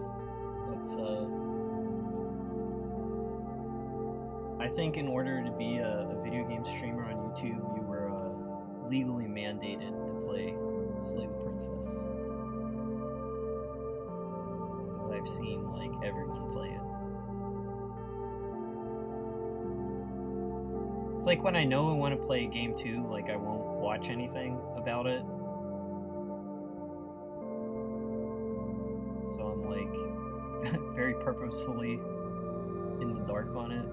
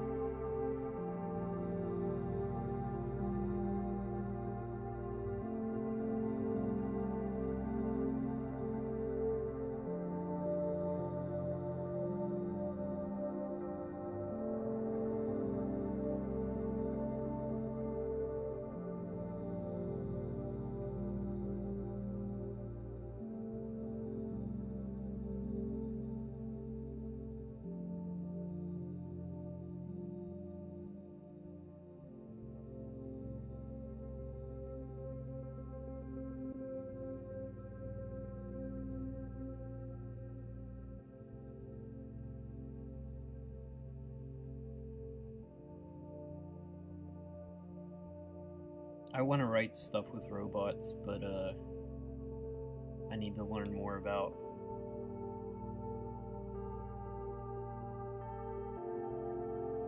how that stuff actually works.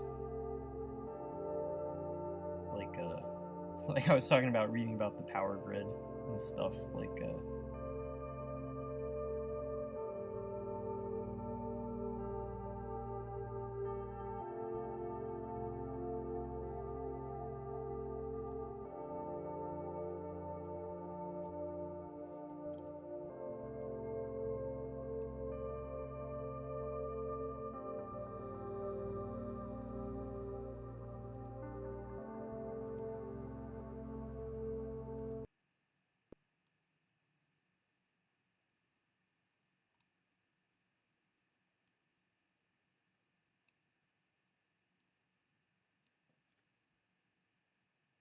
you're refusing to play popular games because I'm cool and unique.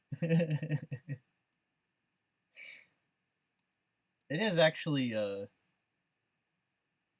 digging up obscure games. It's like can be more fun to watch. I think a lot of times like games do take off on streamers just because they're like they just work well with the streaming format.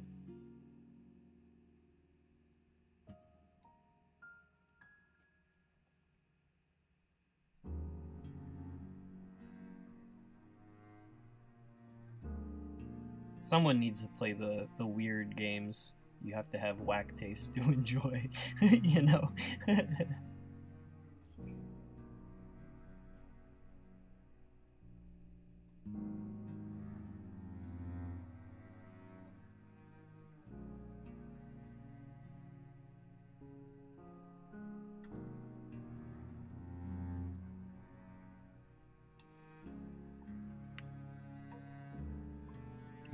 You can laugh nervously.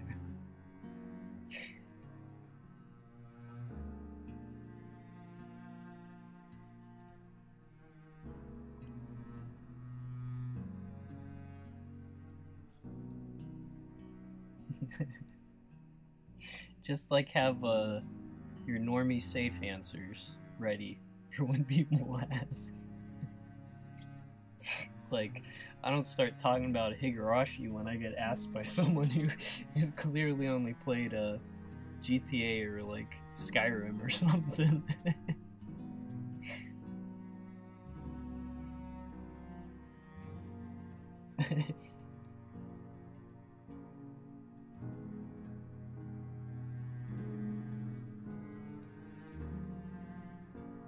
Yeah, #1 Rabbids fan. Whatever could you enjoy?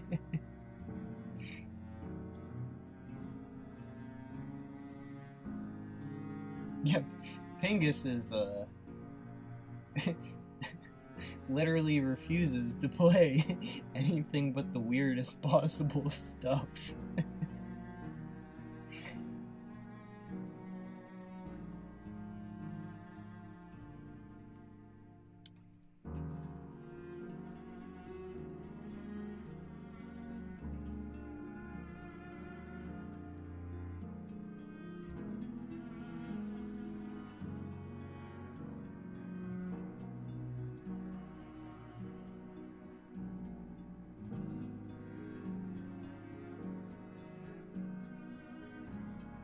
Actually, I really enjoy FromSoft, so that is officially normcore now, post Elden Ring.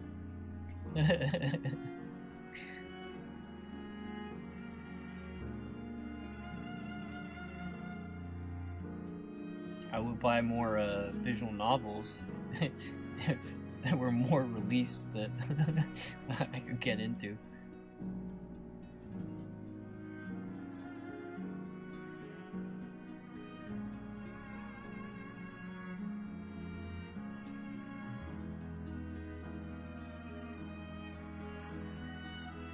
I did just buy an obscure one. I think it's from Korean devs. It's machine translated. And it reads like it's machine translated, but it is a visual novel. And it's like a killing game or something. So, beggars cannot be choosers.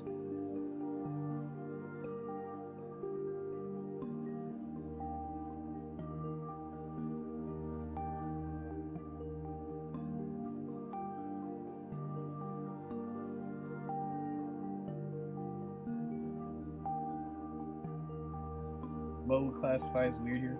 I don't know.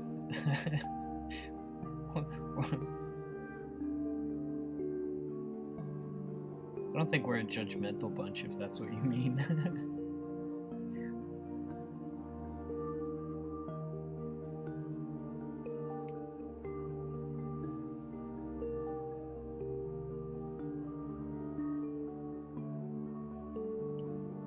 Let me think.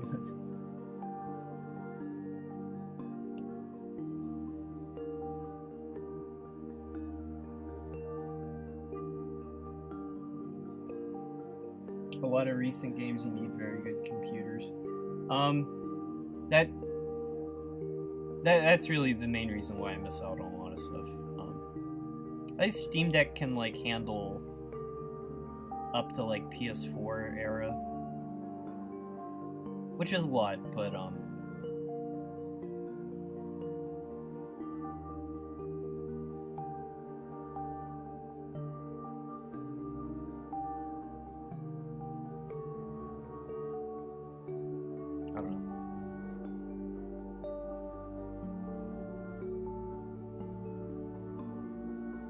cheap indie games save you a lot of money.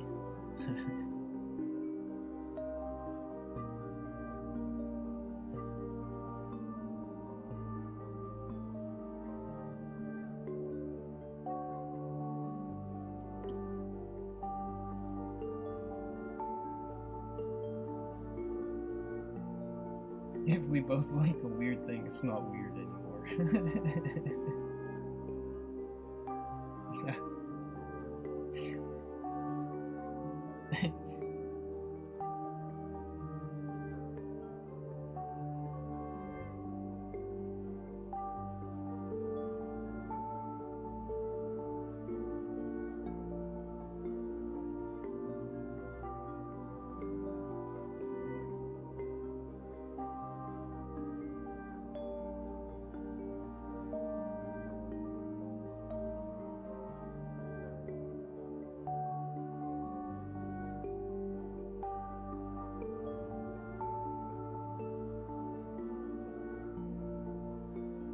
You know, it's not like liking weird stuff just for like the sake of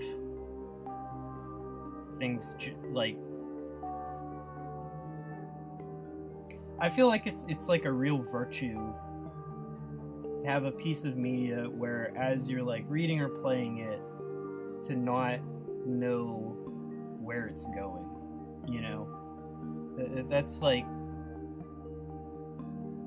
Either because it's like inventive or like I don't know.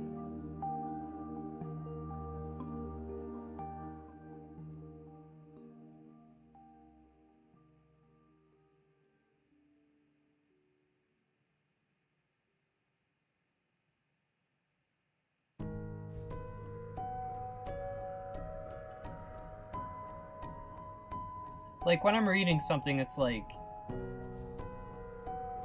I'll almost like prefer inventiveness to the plot over the quality of the prose.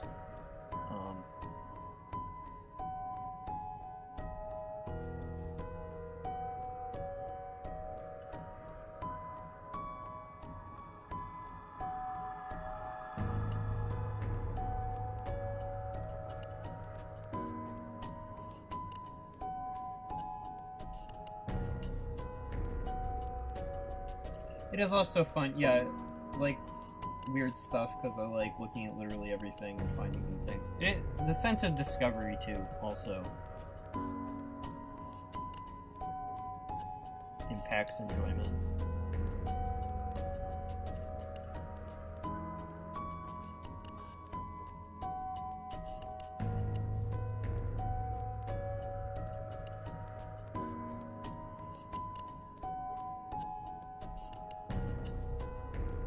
There's also, like, I think a unique feeling when something is like crafted by like one person.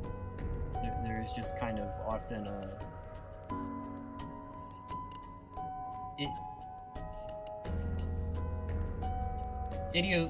idiosyncrasies that like run through the entire thing, or just like a very like unified style, or just I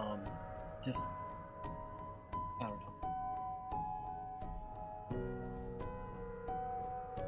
That also makes things really enjoyable, like games or books or whatever.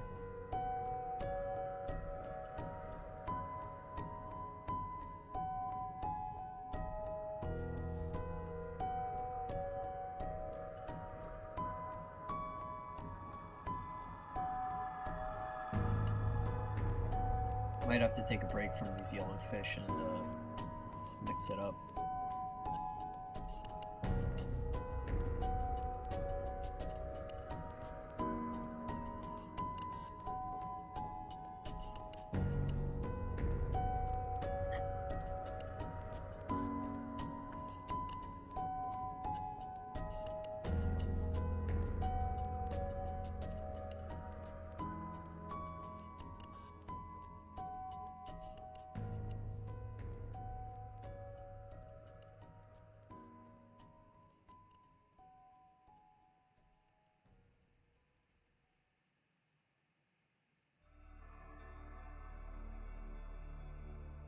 Floppy disks are floppy on the inside.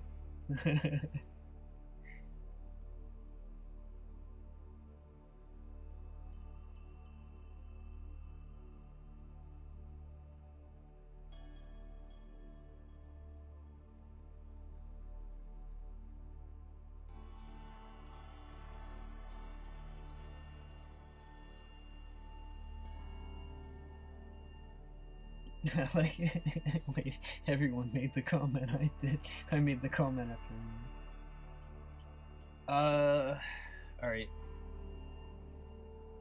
See, this is a type of... I need to draw a bunch of fish. And even as much as I enjoy drawing fish, it becomes a trial at a certain point. Although I'm almost there. If I'm like going to... I could have like sort of dense fish there, and then maybe a couple here, and then smaller ones here. Yeah, like that. Alright, I'm almost there. I'm gonna keep doing these fucking yellow fish. Pardon my language.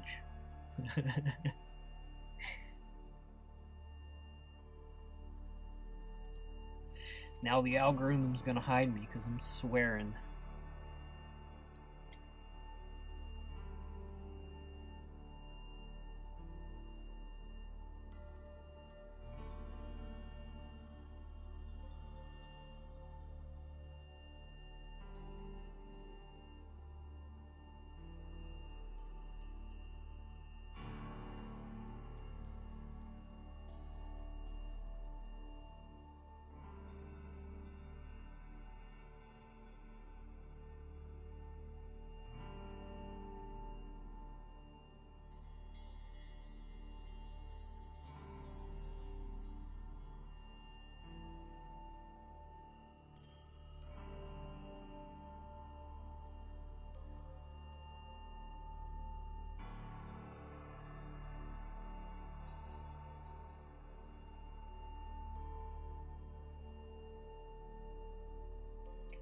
On the topic of weird games,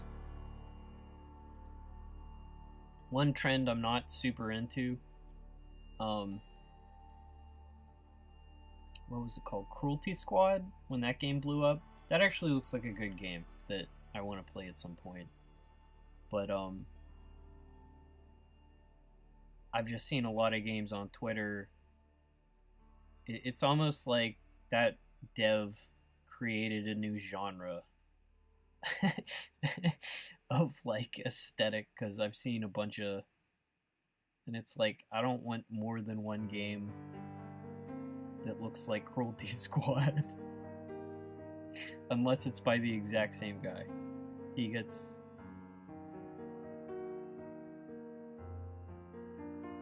as his original brain vomit. I want more from him. But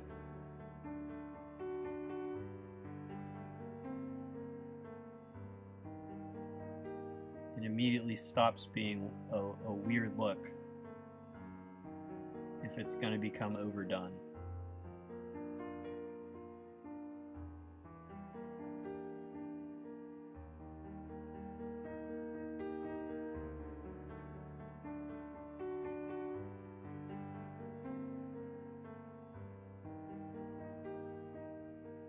We're reverse insects. Imagine horror an insect would have if they found out.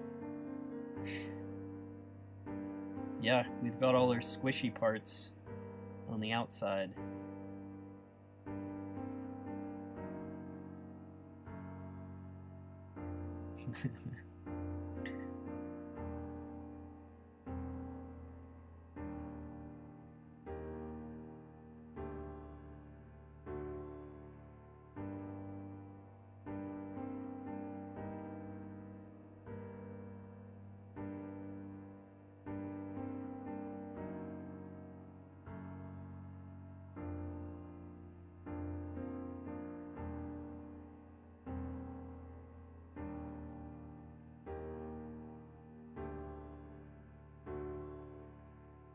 Grim Fandango is amazing.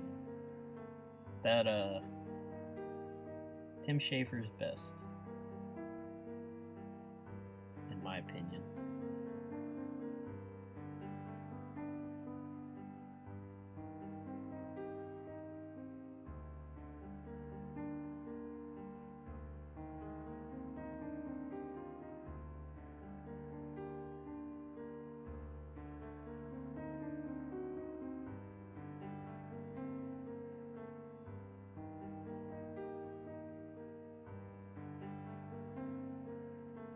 Year 2, is that where you're in Rubacava? I think that might be my favorite, where it's like Casablanca vibe.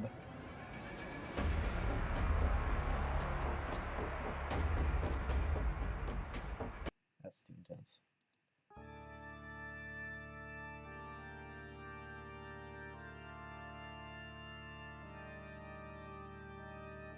Grim Fandango just like excellent pacing to the story throughout, like, and excellent character too, and you've got some character art to all the characters, like, especially like how like cynical Manny starts out, doing his like insurance salesman bit.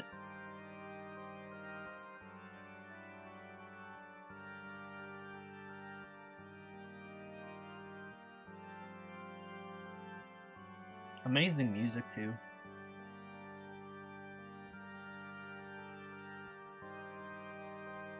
Okay, since you're playing it, how do you feel about the puzzles? Because that's one thing, like, 90s era adventure game puzzles are very alienating to people who didn't grow up playing them at all. Like, Moon Logic.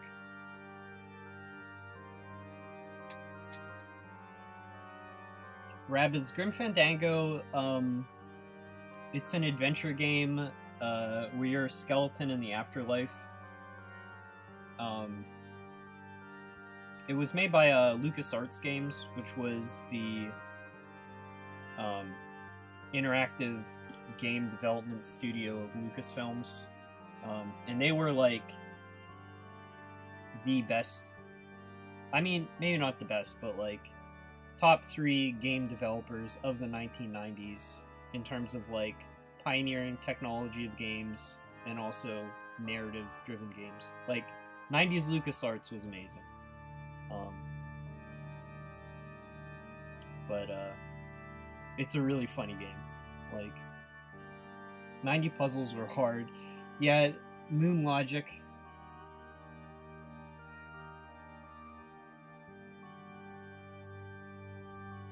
I think the remake of Grim Fandango is like just a perfect recreation. Like they just up-resed everything. Like I don't know if they actually changed anything.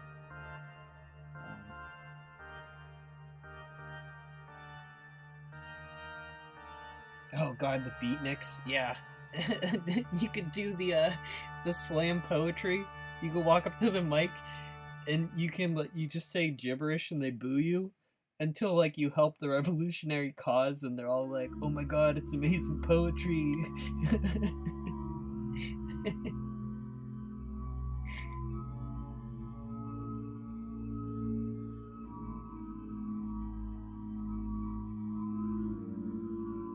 You should, Pengus, check if Grim Fandango is still on your PlayStation Pass, because we were playing it for free before.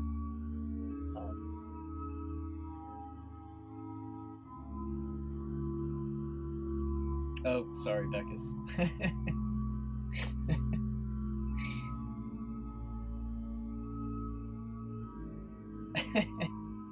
Dude, it's...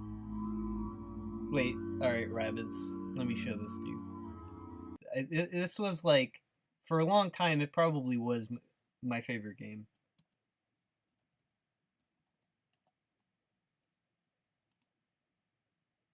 We're gonna do a reaction.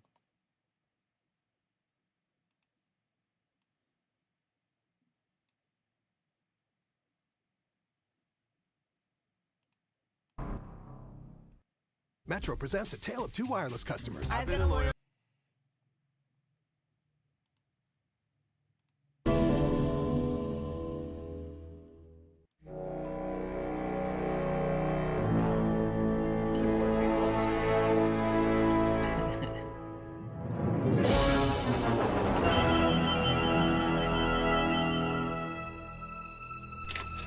Sorry for the wait, Mr. Flores. I am ready to take you now. Take me? Take me where? Now, there's no need to be nervous. Nervous? No. It's just your appearance. I know this intro verbatim. Because I played this so many times as a kid. It's just your appearance. It's intimidating. Intimidating me? But I'm your friend. I'm Manny Calavera. I'm your new travel agent. A little intimidating. Intimidating? Me? But I'm your friend. My name's Manny Calavera. I'm your new travel agent. I don't want a new travel agent. I want to go home. You can't go home, Celso. You're dead. But you're not alone. Everybody here is just as dead as you. That's why we call it the land of the dead. Are you ready for your big journey? No. What journey? What journey? The 4-year journey of the soul. It is quite a big trip. And I can't lie to you, Celso. It could be very, very dangerous. Unless you were to take that money you were buried with and buy a better travel package from us. I mean, wouldn't you rather cross the land of the dead in your own sports car? Maybe try a luxury ocean cruise? Or, if you led a very good life, you may even be eligible for a ticket on the number 9 itself. The number 9? That's our top-of-the-line express train. It shoots straight to the 9th underworld, the land of eternal rest, in 4 minutes instead of 4 years. But very few people qualify. Let's take a look at your records.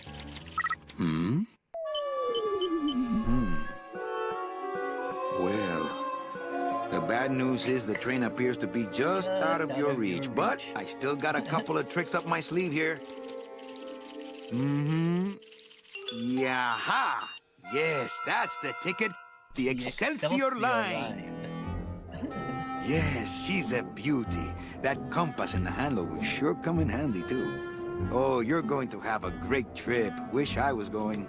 Why don't you? You could give me a lift. Oh, I can't leave here until I've worked off a little debt to the powers that be. Community service, eh? Well, I guess there are some folks worse off than me. Oh, I'll be leaving here soon enough. No thanks to dead and no commission low-life cases like yours, Menso. Hey, Manny. The boss told me to tell you not to leave early tonight. He wants to talk to you about something when he gets back from his trip. Tell Don not to worry. I'm not going anywhere. Especially not with clients like that. Where do they get these guys?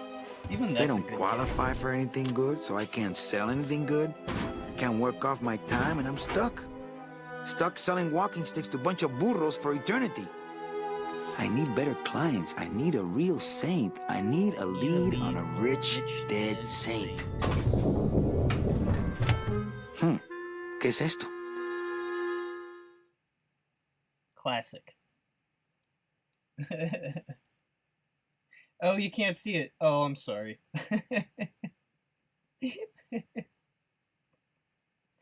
That's alright, I have an overlay. This reaction stream is ruined.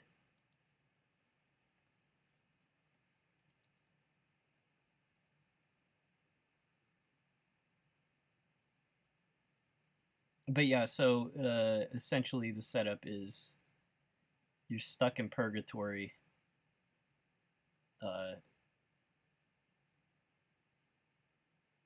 Serving the recently deceased, but you're trapped doing it. You're trying to escape the afterlives to the next realm. It's very good.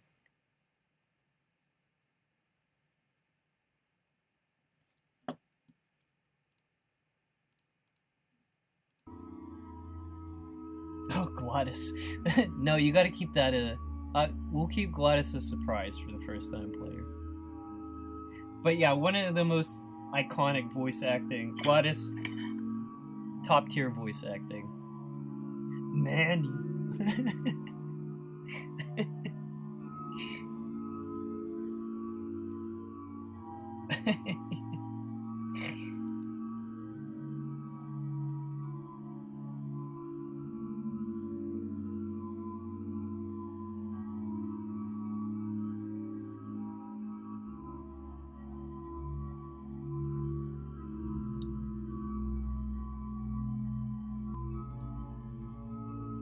I also like just the acting in general is very good. Like Meche is very good also, just like her kind of like understated. It's like, you know, she's this like kind character, but there's also like kind of like a sharpness to her, you know? She's like not a pushover because she lived that like saintly life. She's also like has that like edge of cynicism to her. Yeah, they're all very good characters. Like the slime ball who's your coworker at the beginning. Like,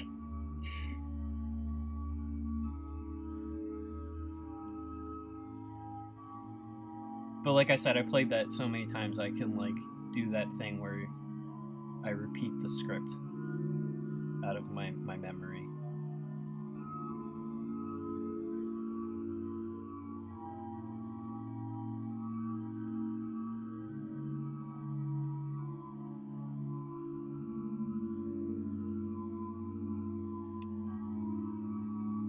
You know, I don't want to see make car noises.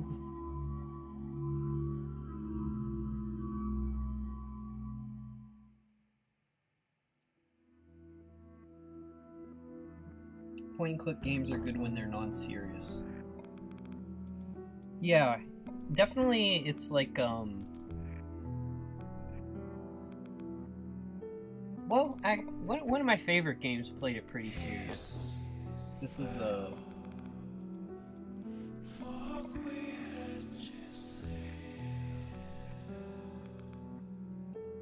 I guarantee that there's no way I haven't brought this one up before.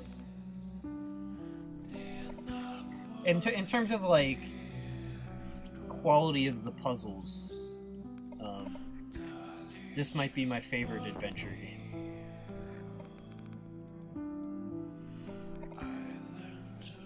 And I think the remaster was by Night Dive, if I'm not mistaken.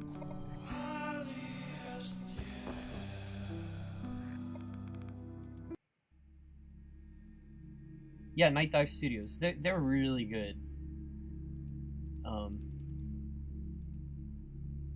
It's you're a OSS spy. It's the interwar period. But it's like a spy thriller, and it has multiple endings. It's like a branching story, and it's like really well done. But it plays it very straight as like a, you know, this is like a spy thriller. You're pretending to be someone, and you know these people on the boat are probably like foreign agents pretending to be other people, and you're trying to like manipulate information out of people, and you like break into rooms, and then of course it's the Titanic. There's like the big build up to what's going to happen. This is a really good game. $1.19. I don't know. If you like point and click games, warning is that I haven't played this one in a while, so I don't know.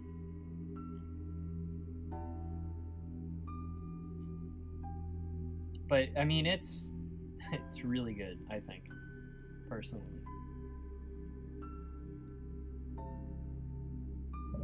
Day of the Tentacle. That was also Tim Schafer too. Classic.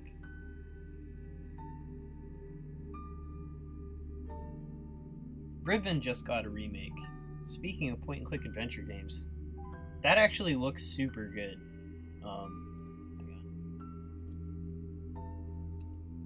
I'm usually not one for my favorite games getting remade. And I'm... it's like the same way I was complaining about, like, Yume Nikki getting... I would be very defensive over this one if they messed it up.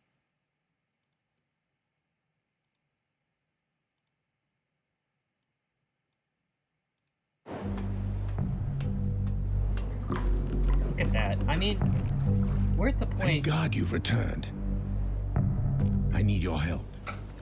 Just that real-time graphics actually look like the pre-render now. You know, it's like... There's a great deal of history that you should know. And for reasons you will discover, I can't send you to Riven with a way out.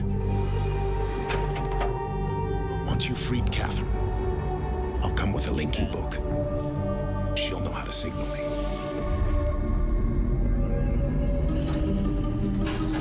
I know what he's doing. He's watching you. He's waiting for you to make a mistake. The island has been steadily decaying for years. According to my most recent measurements, it appears that the fifth age has entered its final days. There's a very good chance, if all this goes well, that you'll be returned to the place that you came from. This is also one of my favorites growing up. I apologize for the cage.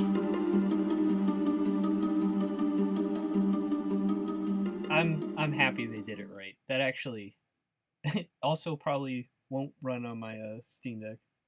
Yeah, not only the graphics too, the art direction. The art director of Myst, or of Riven, they brought on after Myst, was the same guy who did the art direction of the Disney film Aladdin. Fun fact.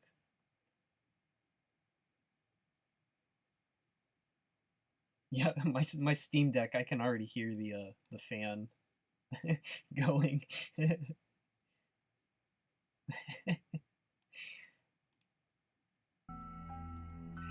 I remember, we're living in this age of all these, like, great point-and-click adventure games. Like,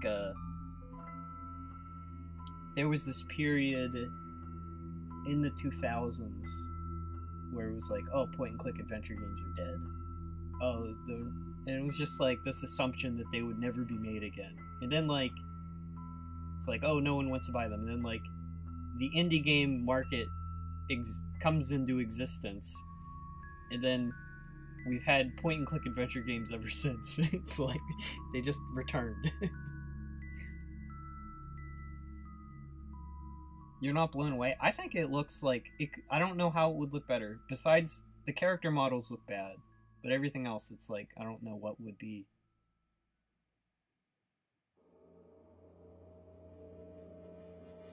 Graphics are not PS3 quality. I think that that's probably just the stream compression.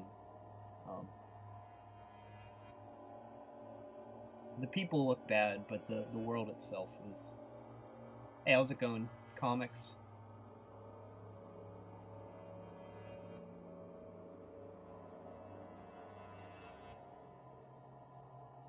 We're talking about point-and-click adventure games. I also got a... one more, and then, what's it called?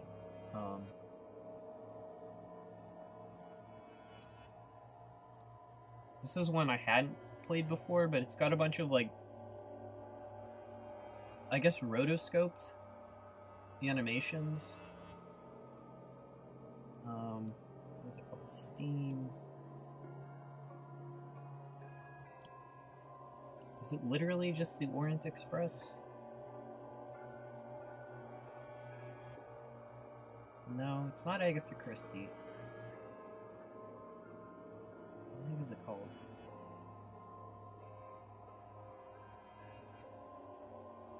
Yeah, I mean, and it's weird rotoscoping in like the wobbly old style, but kind of looks cool.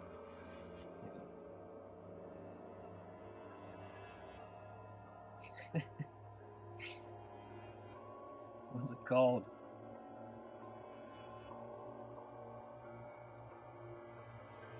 It's on a train.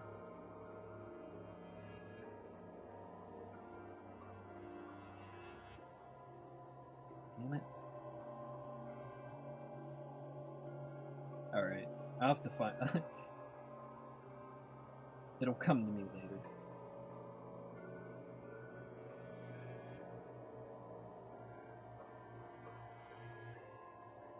Yeah, I don't know. I gotta get back to drawing.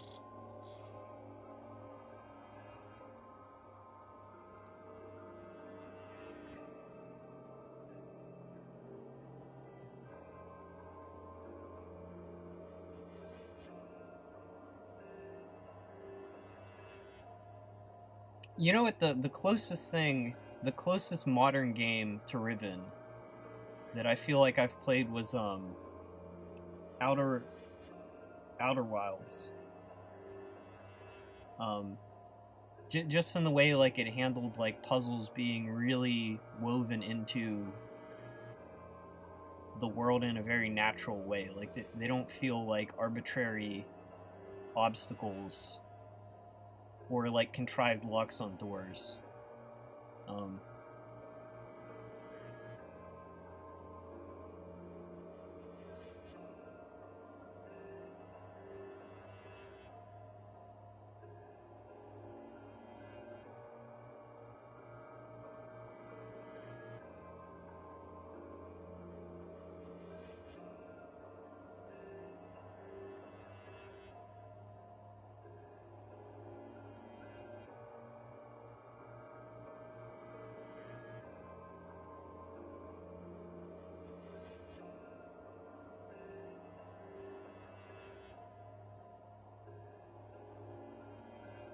Why do studios hire actors for games but still can't get human rights? Well, I think in the case of Riven, all they would have had from the original game are like really low resolution FMVs. Like, there would be no way to take the originals and put it into like a real-time 3D world. And it's like, for like the few moments with people in the game. Apparently, like they had to cut out some of like the scenes with villagers, which is a shame. But it would be hard to. Basically, you would need like Naughty Dog style character animators, which, you know, I don't think Cyan is that big a studio these days.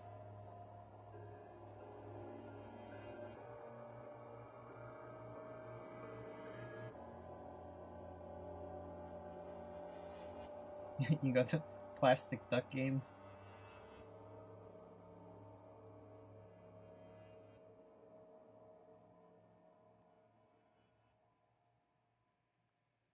There are 30 Titanic games on the Steam store.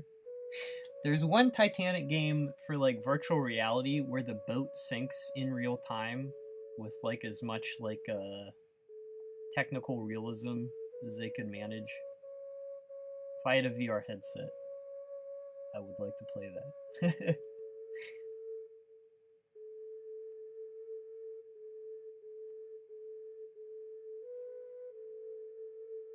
I'm like procrastinating drawing these fish. I apologize if you came here for the epic fish drawing action. I'm trying to catch up with my chat.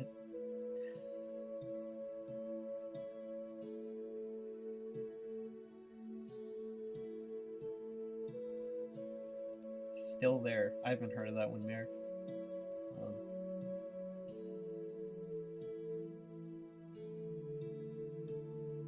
1,000 years of mocap.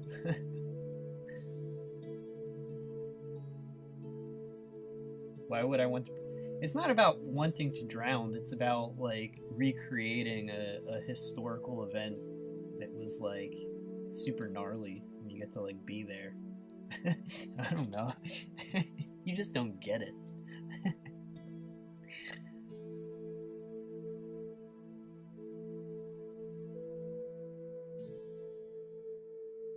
It's like the amount of I was following their blog for a while. They were working on it forever. I just like stopped checking on it, but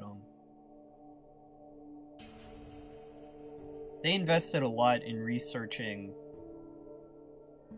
building their, I don't know.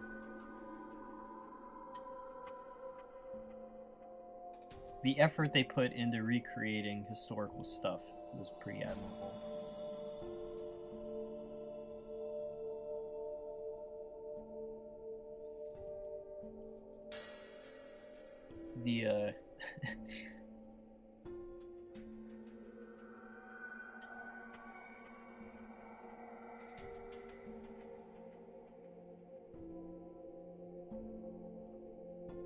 I just like historical stuff, you know? It's like, you really get it. Outside of like a couple narrow historical events like World War II, it's like, you don't often get interesting eras in history recreated in expensive detail. It's like why that Mel Gibson movie about the Mayans like sucked, but he hired like the leading researcher on Mayans to like historically recreate them with great accuracy. So like just the scene at the temple was like awesome.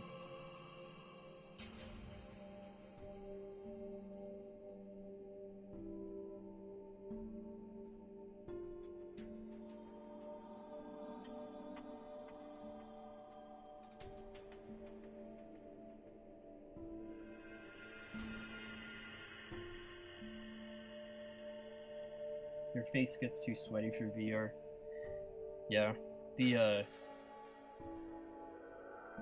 I think wearing a headset sucks. Generally, but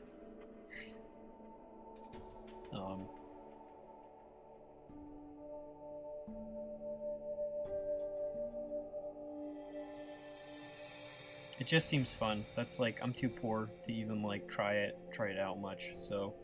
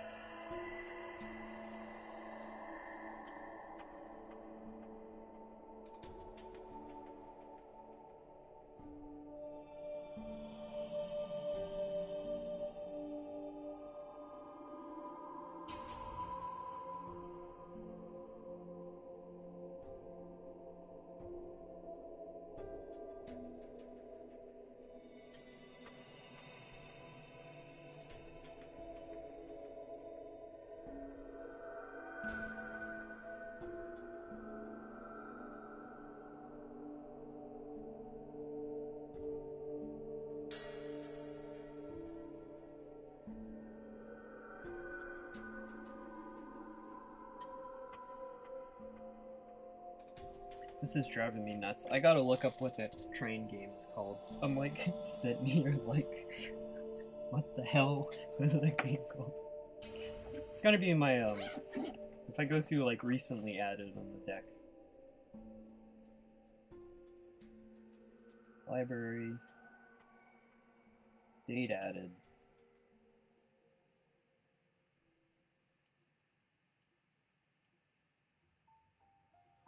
Okay, I guess I bought it well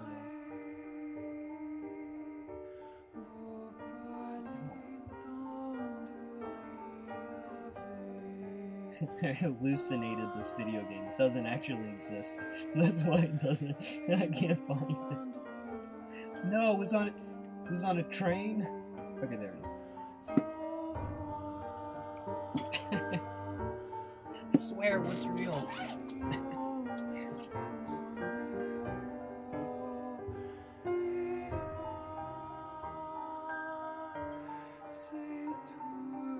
I don't know how people aren't history nerds.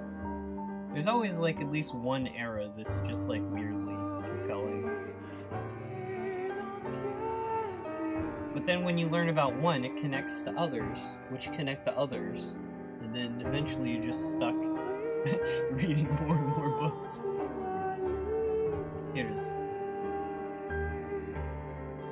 This is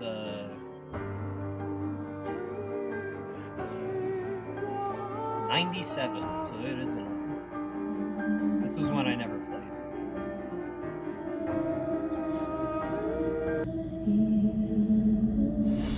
Ah, Whitney.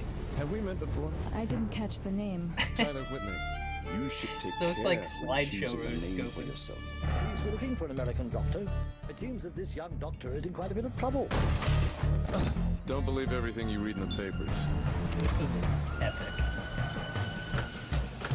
Haven't we met somewhere before? I'm totally into this. Heck yeah. You are not Tyler Whitney. Tyler Whitney was a friend of mine. Why don't you make it say?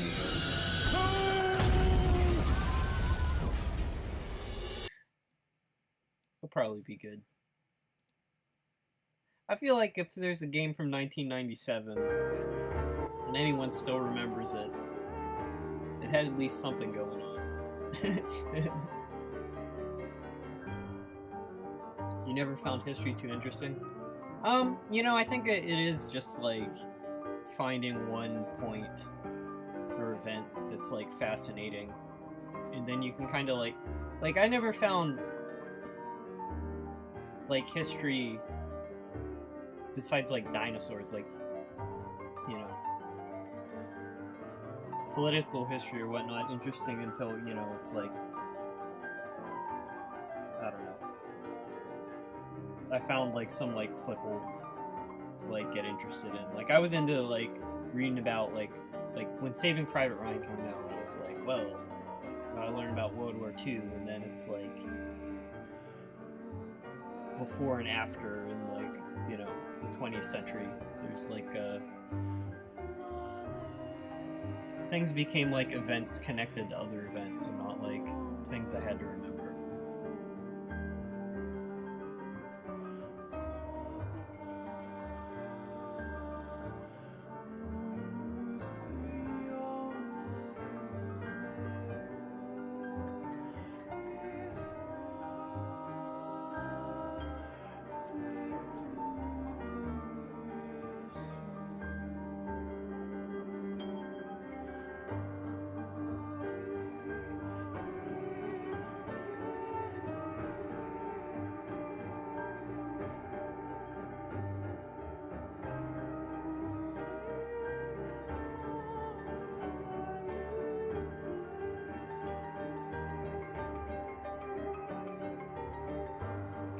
Yeah, early 20th and 19th century is like, it's great. Top tier.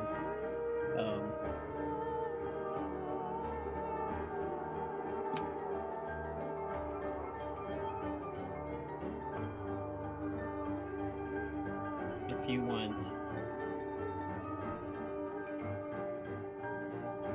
is in contention for my favorite nonfiction book.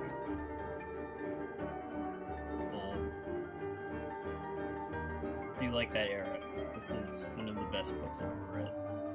It's very dense, and you'll get a really good sense of like how many different like spheres of the world were operating, because you go a lot of different places and like read how they were like corresponding with each other.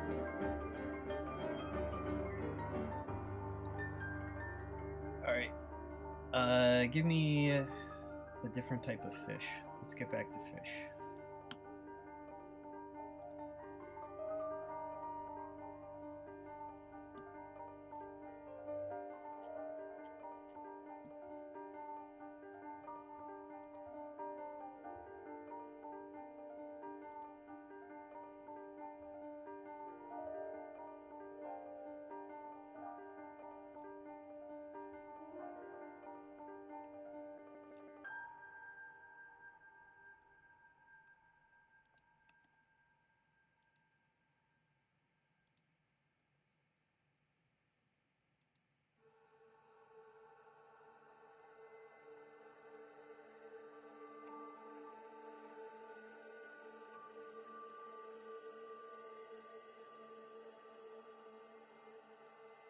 We do flounder.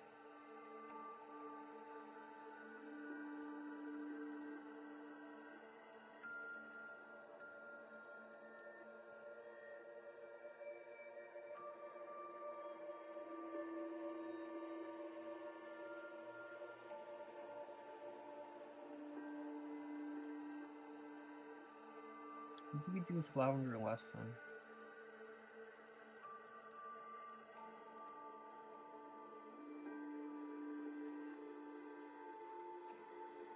Doesn't matter.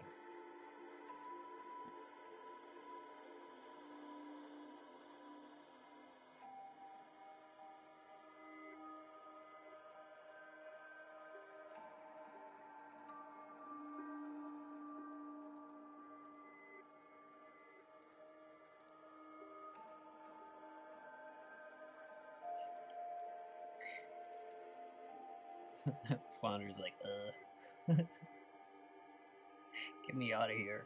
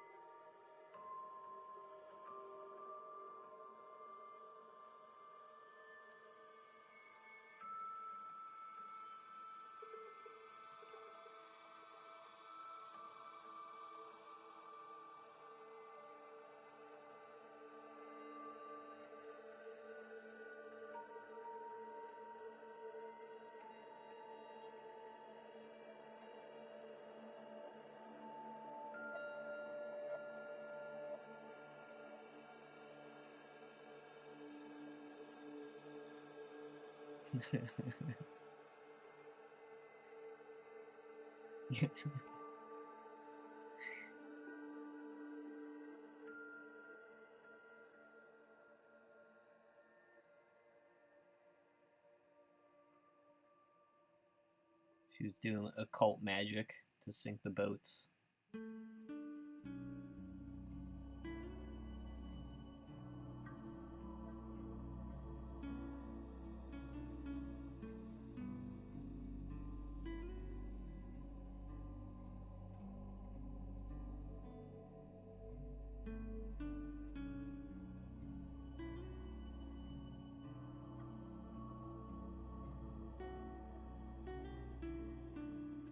Wasn't there a cat that was on like multiple battleships that sank in World War II.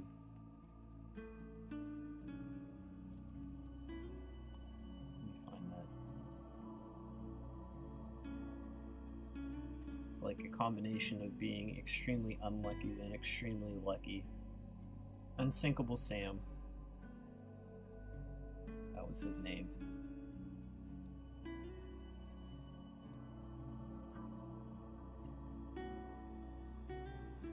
Ship Cat, who served during World War II with both the Kriegsmarine and the Royal Navy and survived the sinking of 3 ships.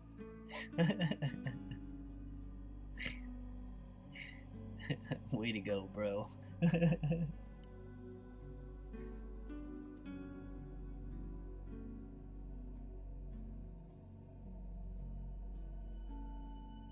I think maximum unlucky would have been the dude who was struck by lightning multiple times and developed like severe paranoia that God was trying to kill him before he like passed, I think.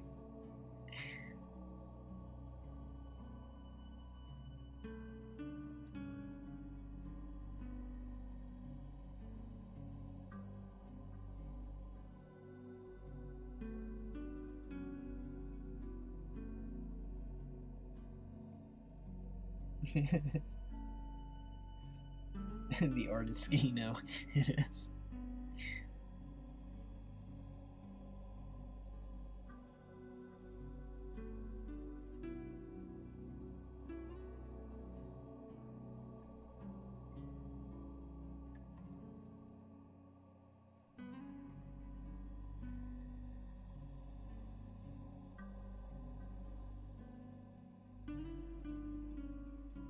Zeus did him dirty. Lightning never strikes twice. Yeah, it struck like 4 times.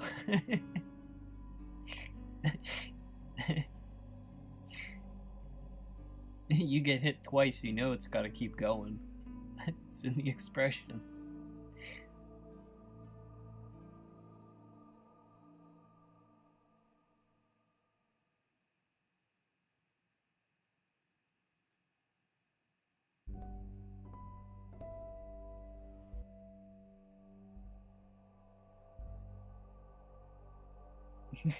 Yeah.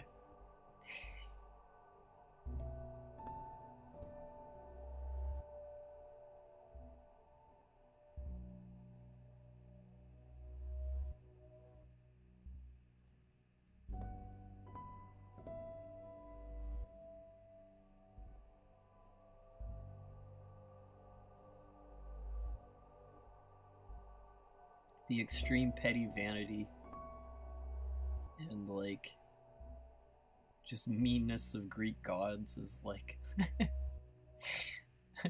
one of like the weirdly enjoyable things about those stories. Not like the awful parts, but like, I don't know. They're just like humans, but even worse in a bunch of those stories. It's like a very dismal view of like celestial beings.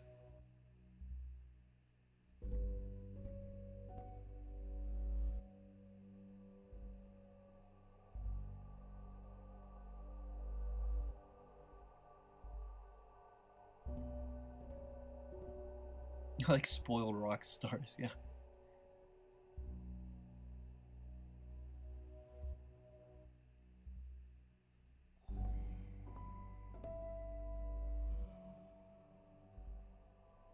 Alright, this guy isn't a flounder anymore. He's just a fish. He's graduated from living in the dirt. He's had enough.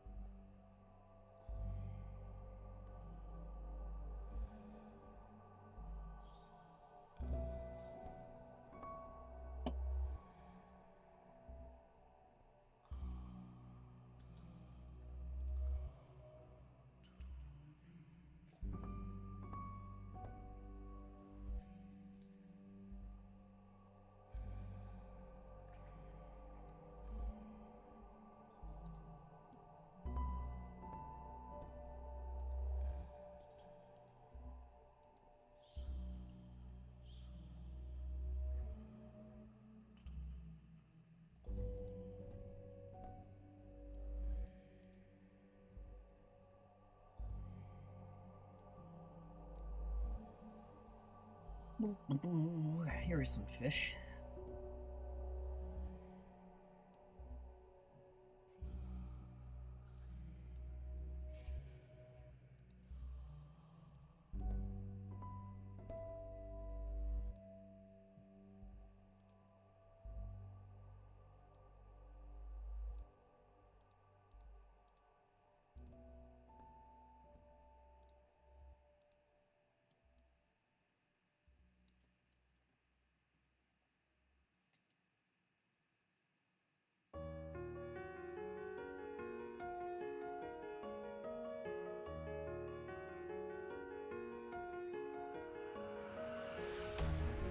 I read The Odyssey not long ago, and it was really good.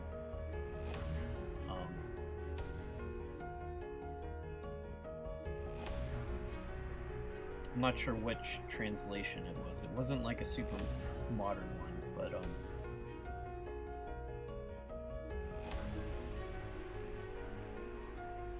still very enjoyable.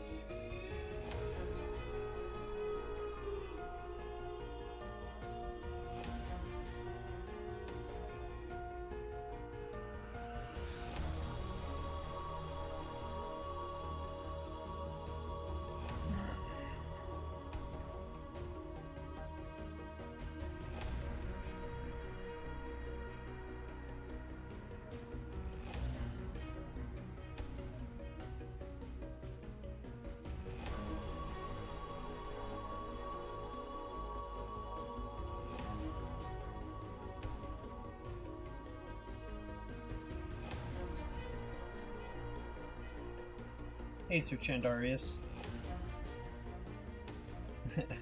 Good to see you.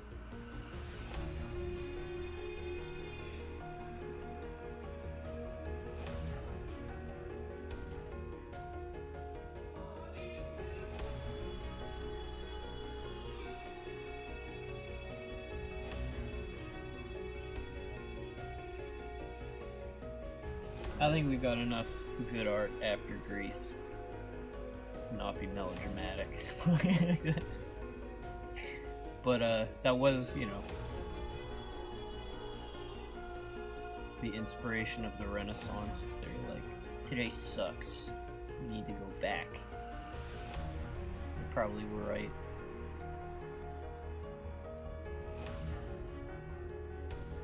I'm a huge fan of medieval stuff though.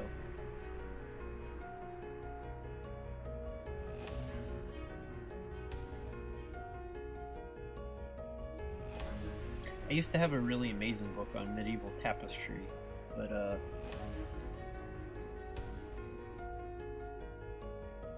was like from one of my big moves. A bunch of my books went AWOL, and I don't know who took them.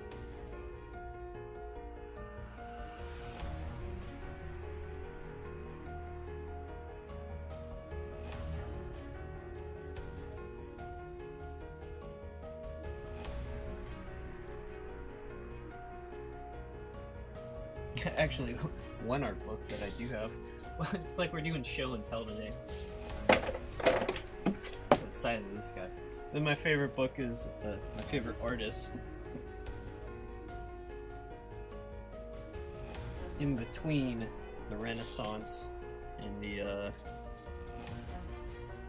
Middle Ages. Look at the size of this thing. It's Hieronymus Bosch. It's like the most expensive thing that I own. It's this book. It smells good. but no, he's just an amazing painter.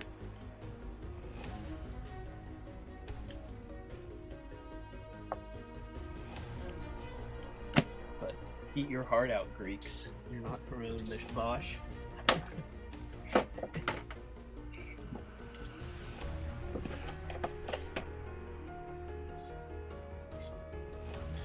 It is huge. It's a massive book.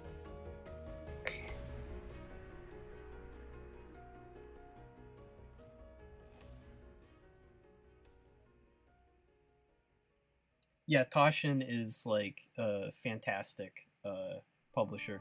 They also do like sales occasionally on some of their prints. Like I got that one, it wasn't at like full price. It wasn't like cheap, but I have one of like it's a book of like colored postcards from like Europe and like turn of the century, like late 1800s, early 1900s. It's super cool. I have all of I have the one that Higashiri's prints.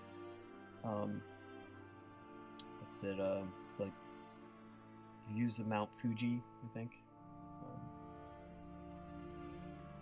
Yeah, I mean they're like they're great. They're also, it's like the stuff written inside is like the essays are also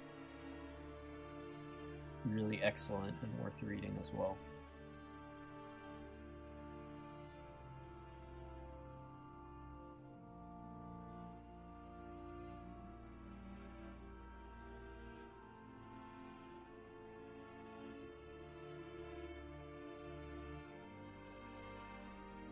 For something like Bosch, like I'm never gonna be able to like travel and actually see his paintings too, you know. So, I don't know.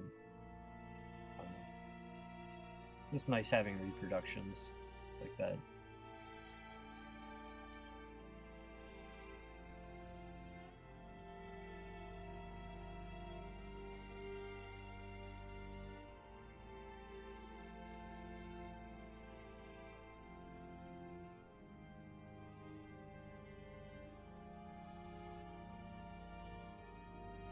They'll never have stuff that nice, but half-price books. I also love to visit and check out their art books, because sometimes you can find good stuff.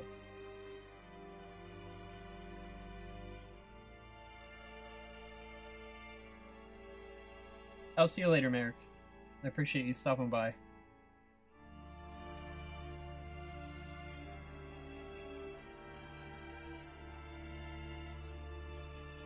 Rabbits, yeah, being able to see art in person, it really isn't like different to get to like stand in front of stuff. I love museums.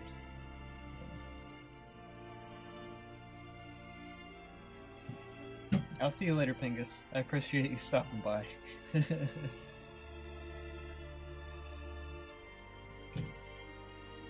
Yeah, Half Price Books is a chain.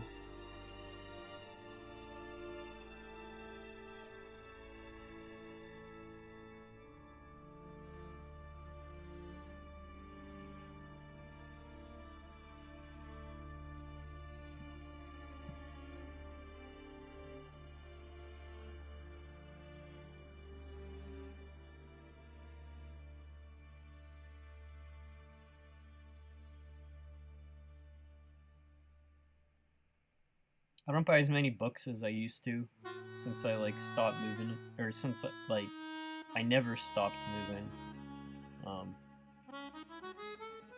They're like the worst thing to pack up and carry, especially like when your spine hurts.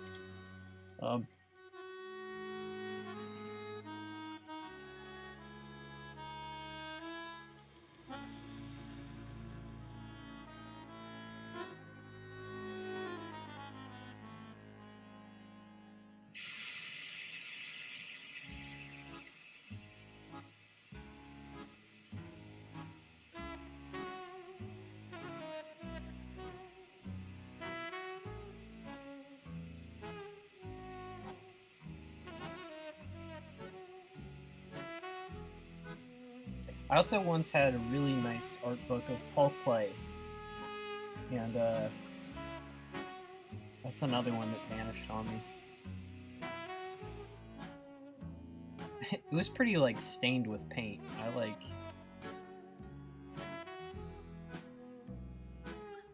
I don't know why anyone would want to take it from me, but...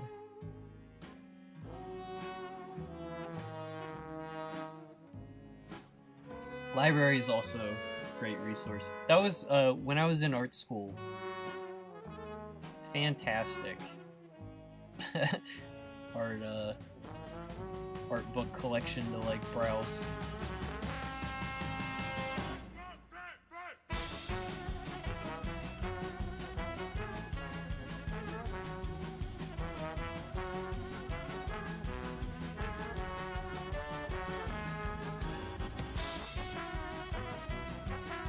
This is from Nier. Let's see. It's like a playlist of Nier. Shadow Lord's Castle.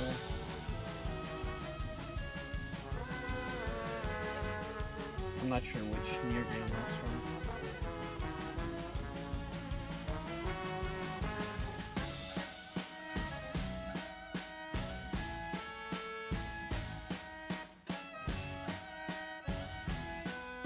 Automata is the only one I've played.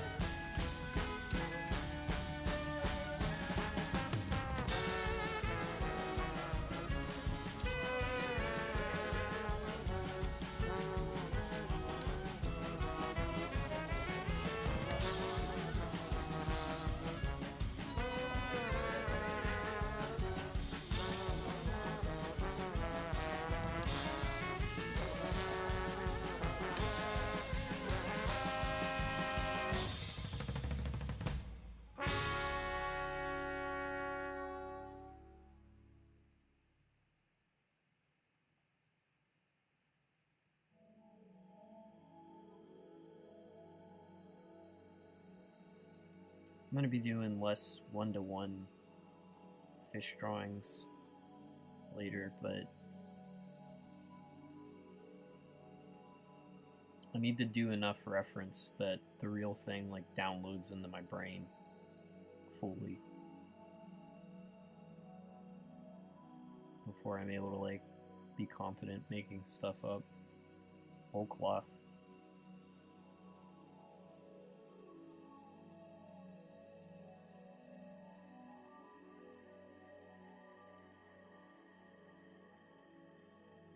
I was shooting a bunch of video of fish on my phone recently. It's like this overstocked koi pond, but I might save that for later because it's like a neat enough visual. I might not use it for these chapters.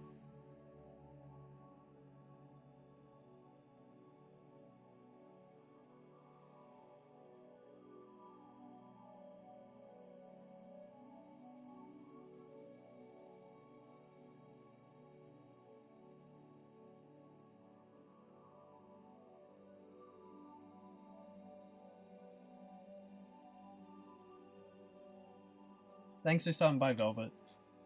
Appreciate it.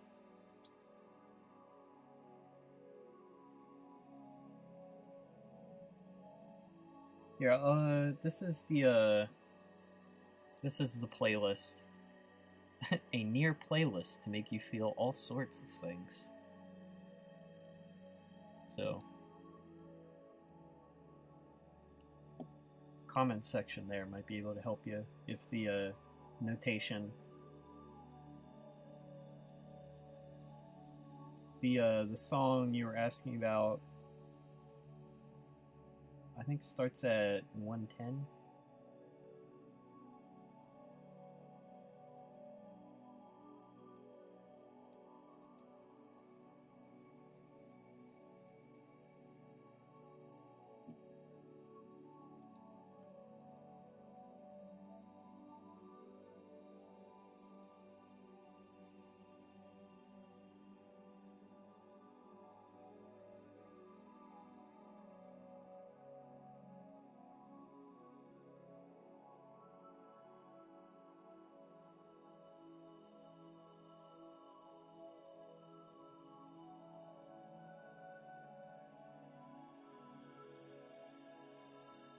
I kind of like change the playlist around a lot. I could do, there's like a plugin where I could just have it automatically put the channel or the video title on the screen. Might be the best way to do it. Here, share.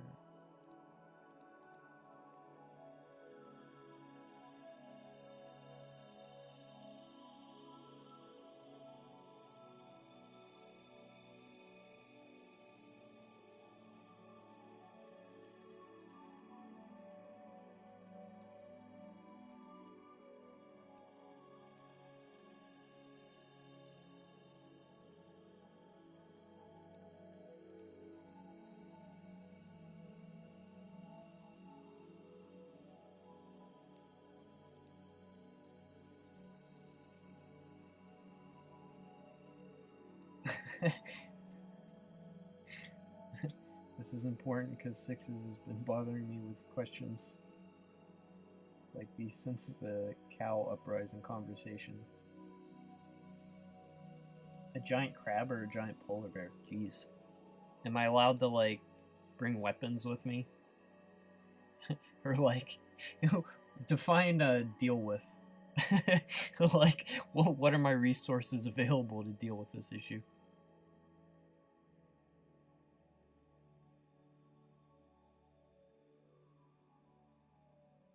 I'm just saying, like, I think there are plenty of precedents for, like, humans, you know, shooting bears. Like, a giant crab would be, terrifying. And you might need, like... If you meant, like, what would I prefer to, like, have show up in my house right now?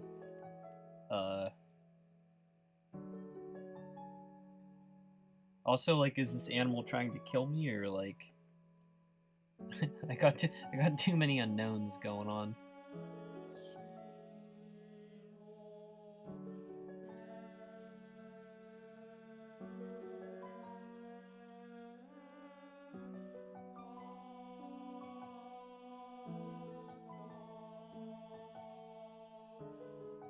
You are in a swamp and have clothes on your back. Go get away. Elden Ring, so like it's gonna like be a toxic swamp too. Jeez.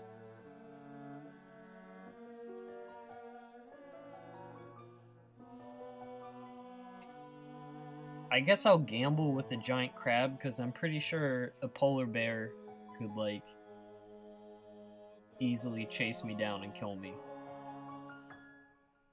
Whereas like maybe the crab's like stupid or has like trouble getting places and I can like hide.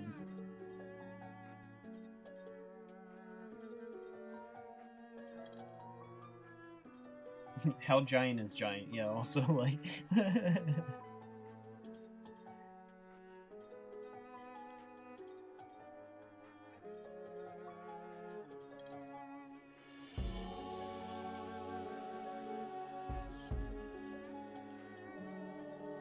I think a lot of small animals would be extremely terrifying if you had to deal with them on a scale where they were bigger. And I think that, like, most crabs would fall into that definition.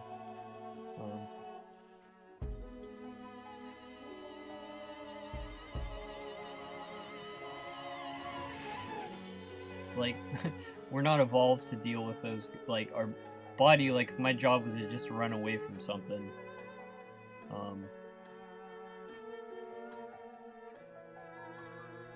humans aren't really designed, you know. We don't have minuscule animal reflexes or speed.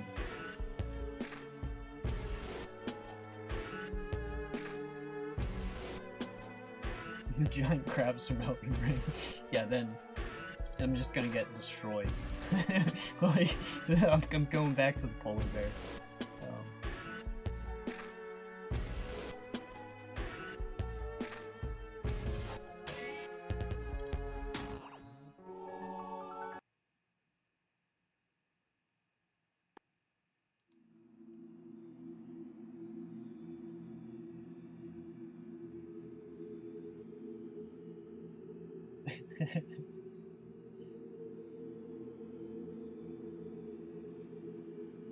Magic the ghost crab,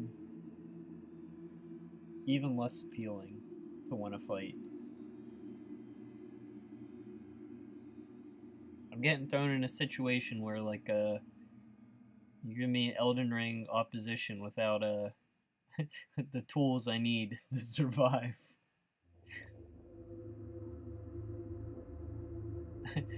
My build is min-maxed for sitting at a computer and drawing. Come on, man.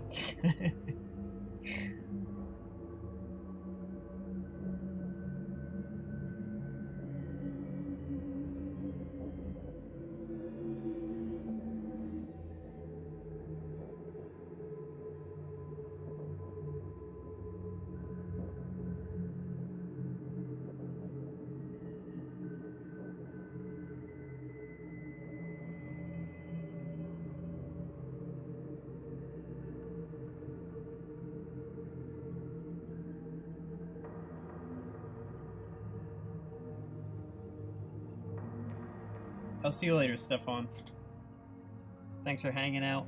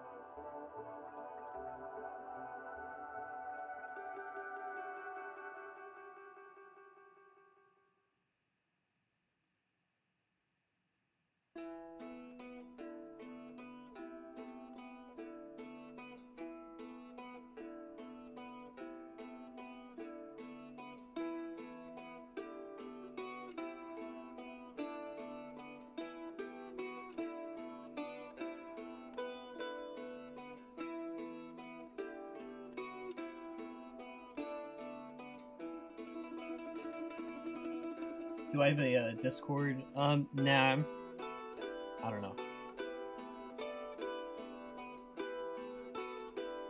Probably not setting one up for Scrimshaw anytime in the near future.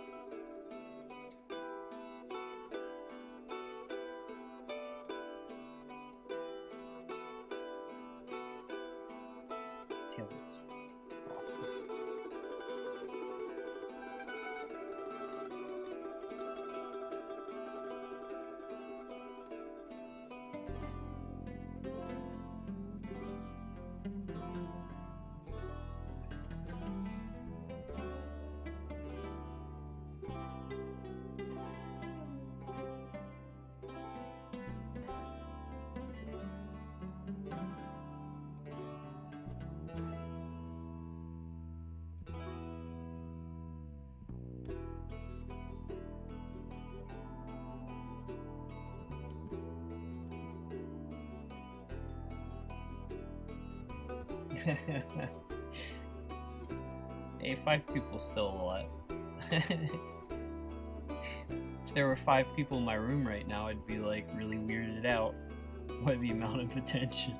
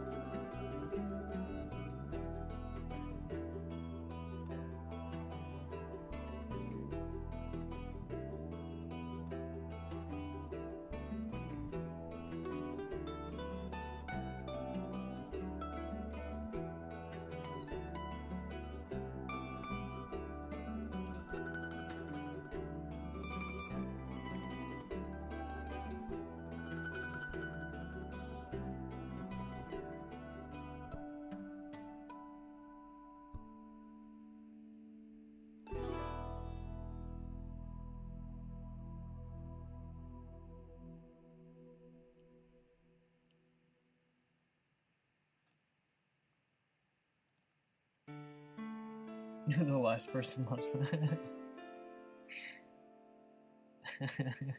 Well, I mean, ideally I don't stream so long that everyone quits watching. I'm sure there's like some ideal length.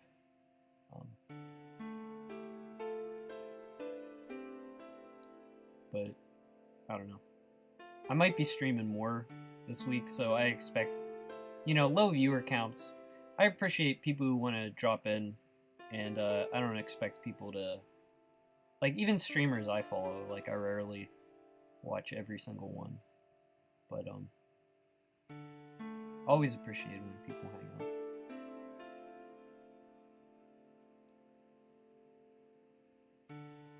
That's what keeps you going with your small thing you got for it.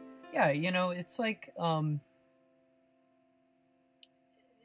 it's especially easy because it's not like the end goal is to have this, you know, it's like a thing I want to do while I'm working, and then maybe the VODs will be like of some interest to anyone who like wants to see more of my art process.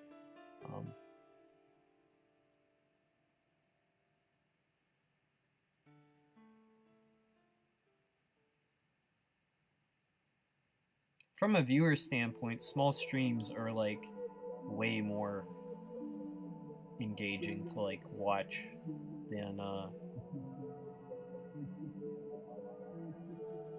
huge ones.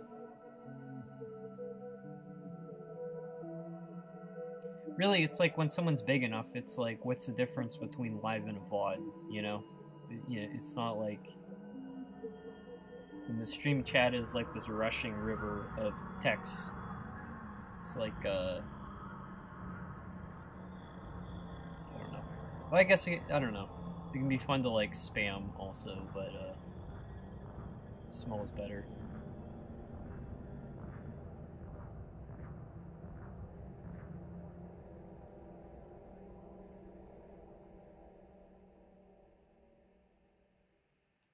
Yeah, it's a pretty small game for a Discord to support.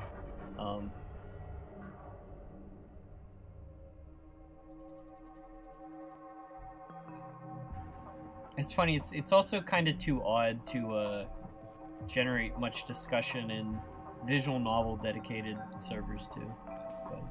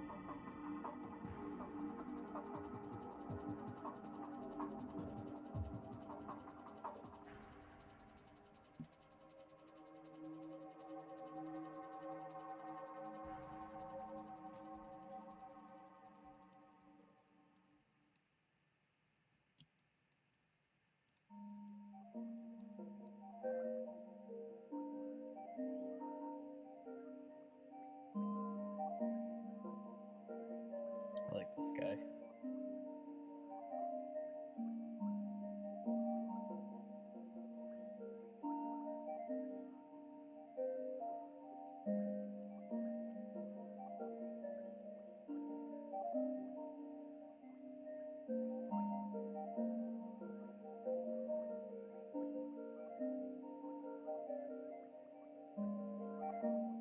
Oh yeah. Well, yeah, don't worry about it. Enjoy tomorrow. And like, again, I don't think any streamer expects anyone to, especially for streams as long as I do.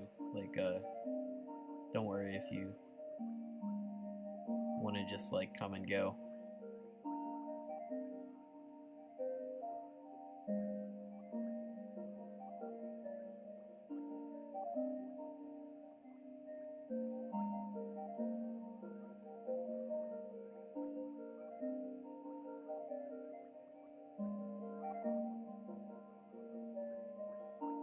Yeah.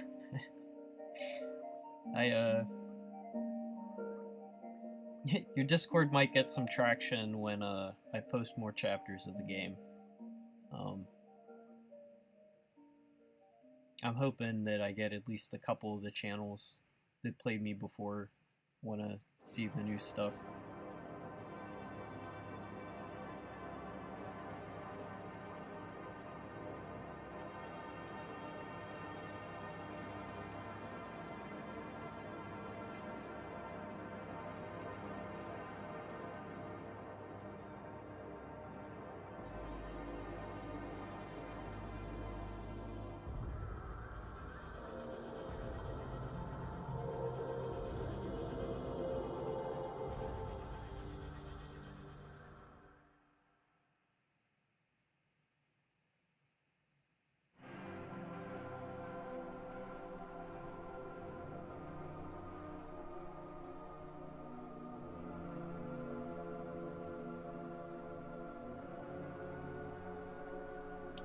Guys up in there.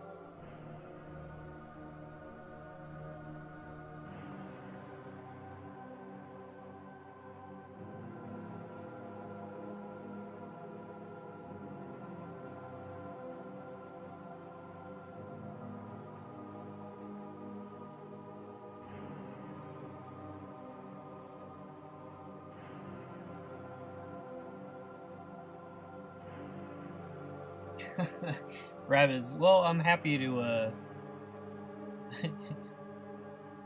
I mean, it's probably cooler for me to, like, talk to people who read my stuff than, vice versa. It does mean a lot.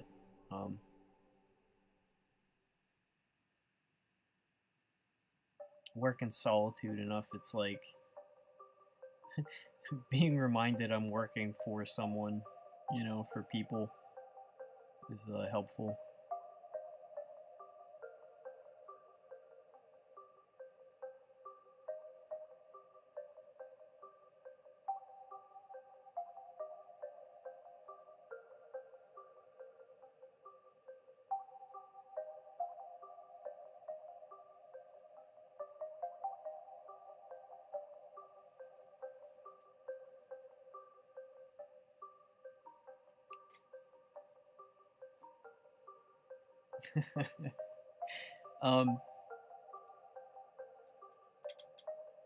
Hearing other artists talk about their process, and not like in a tutorial sense where like, here's how you paint or something, but like, just like more general descriptions of like how artists describe their process was very helpful to me when I was learning.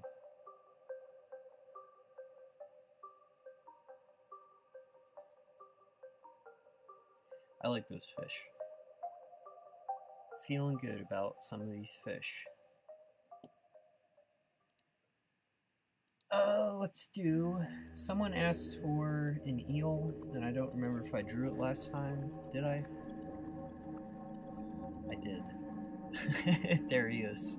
Let me check my list. What else we have?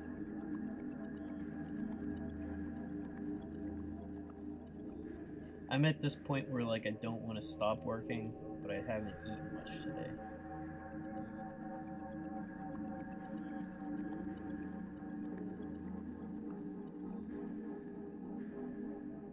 I like the suggestion earlier of a rotting Brillo. Keeping that on my list. Oh, you know what I'm gonna do now? We're gonna shift.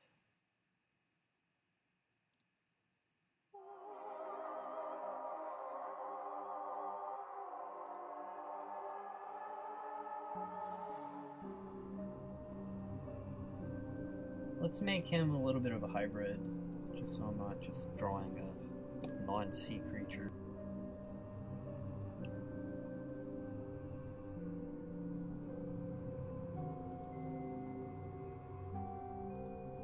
Actually, what I really need is a close-up of a shrimp's face. Or just some kind of creepy undersea animal.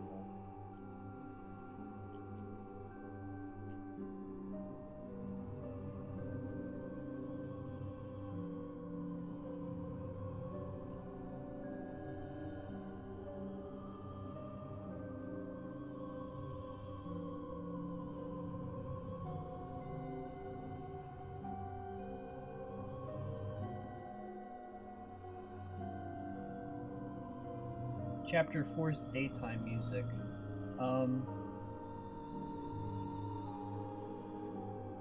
I don't know the composers off the top of my head. It's all from Pond 5, the stock music website. The composers are in the credits. I'm not sure. Like, I would have to look. Choral Beats. Yeah, that is probably it.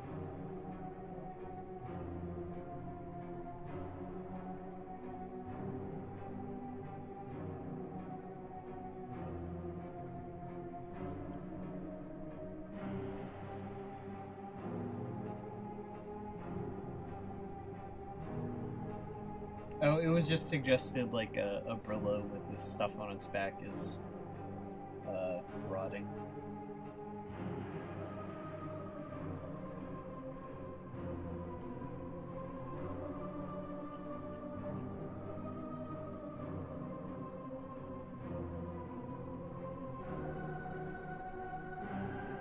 I'll see you, Beckus. I appreciate you stopping by.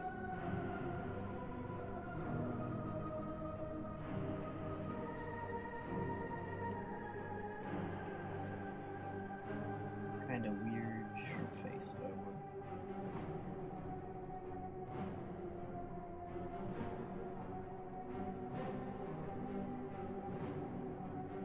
That's kind of cool, but not quite.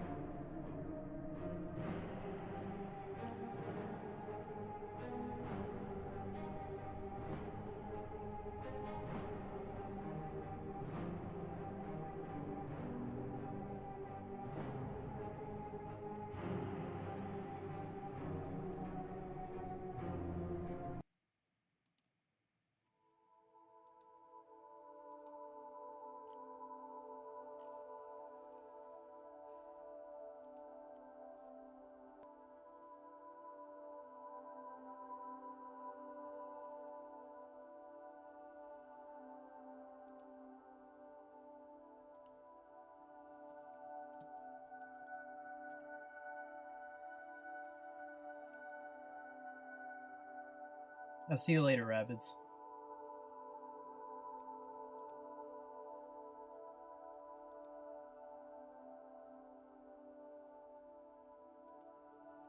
Look at this guy.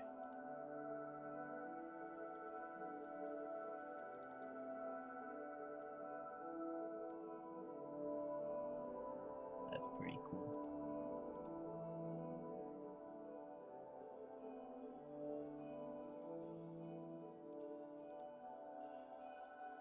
I want to do this guy, but I'll have him, like, crawling out.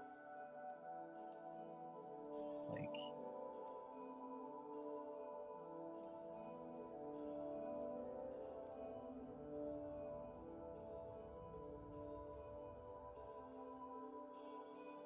Oh, don't close.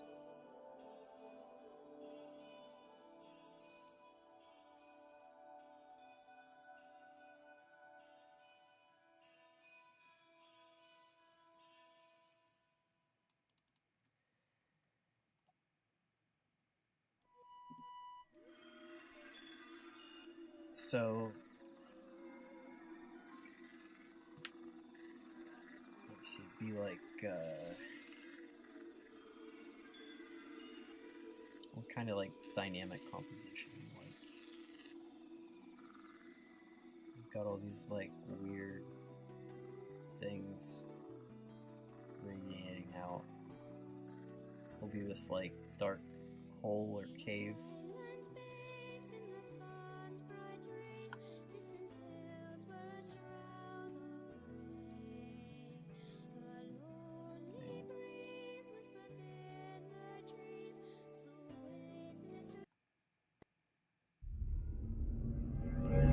Speaking of river.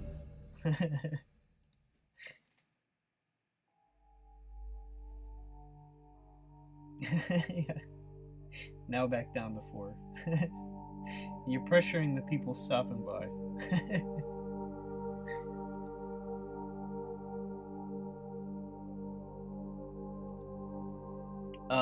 This I want to do. So I'm still planning it out. This one's gonna be like a full illustration. The other ones are kind of just like pieces to get me practice in drawing fish. I'm gonna decouple from photo reference at a certain point when I'm doing like the finished compositions. So I want like, this will be darkness.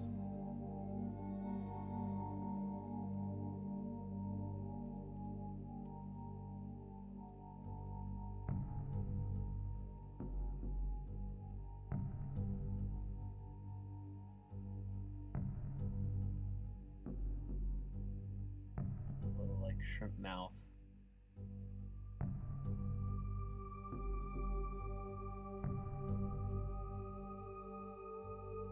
Little shrimp eyes, like his body be turned like he's just noticing. This stuff like is lost in like pitch black here. Maybe I should just block it in right now.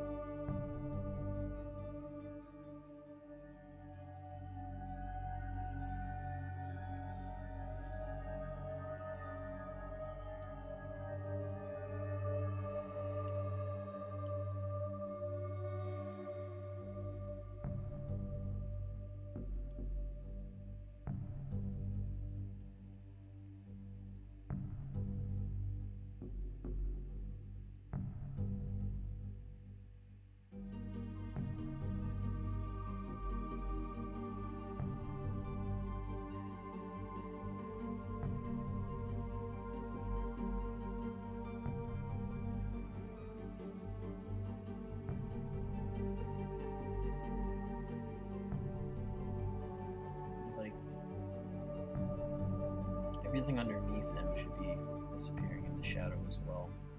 Or like light source coming down this way.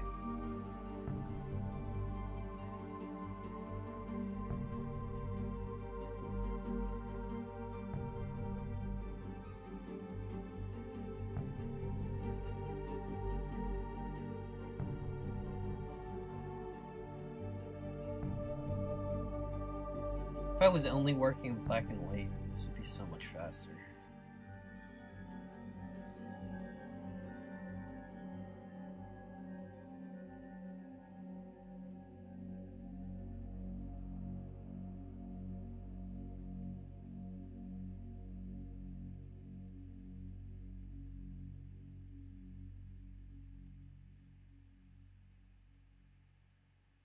Maybe I go like really...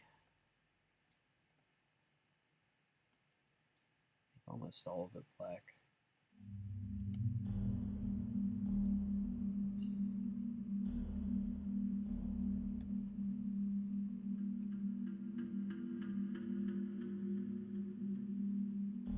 Some like rim lighting on a rock right there.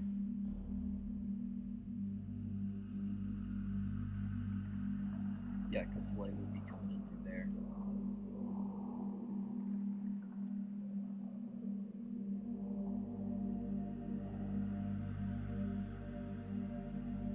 This rock will be watercolor.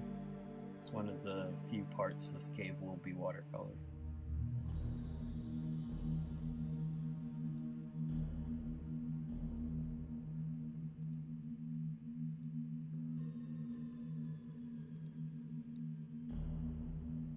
Thanks for stopping by, Nathan. I really appreciate it.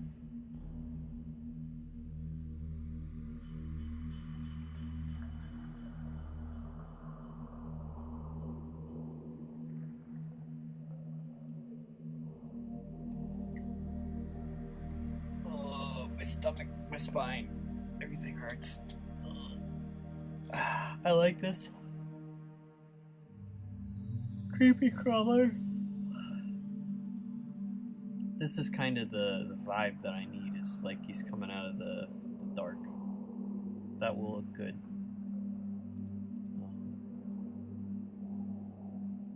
What's in these folders? Yeah. That dude. He's fine. Whatever.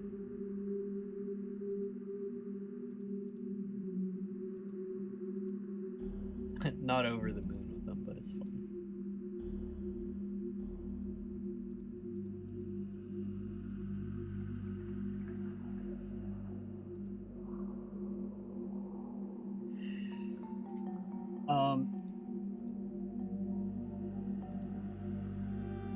I might have to call it here just because I gotta eat. I'm like, gonna be too tired to cook.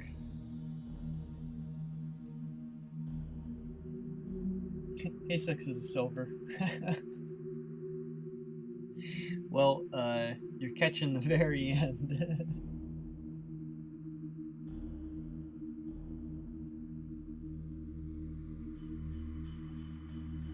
But, just some fish from earlier. I'll pull these on screen before I head out. Yeah, I might, I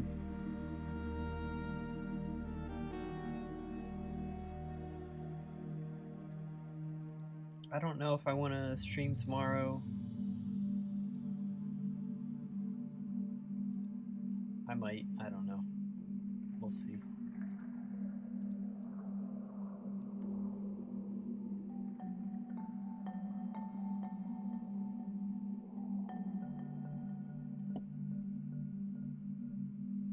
Yeah, I appreciate everyone stopping by.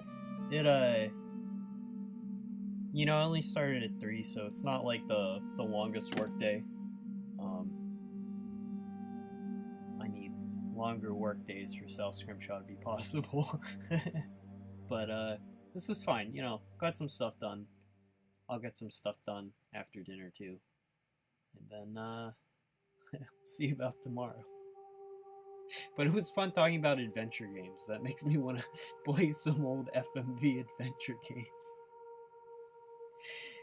You know, I'd stream some of them, but on a Mac, video games just don't work on Mac, usually.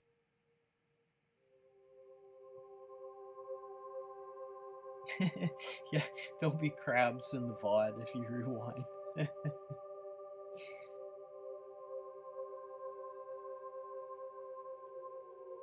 But, again, thanks everyone for, hanging out with my workday. These are,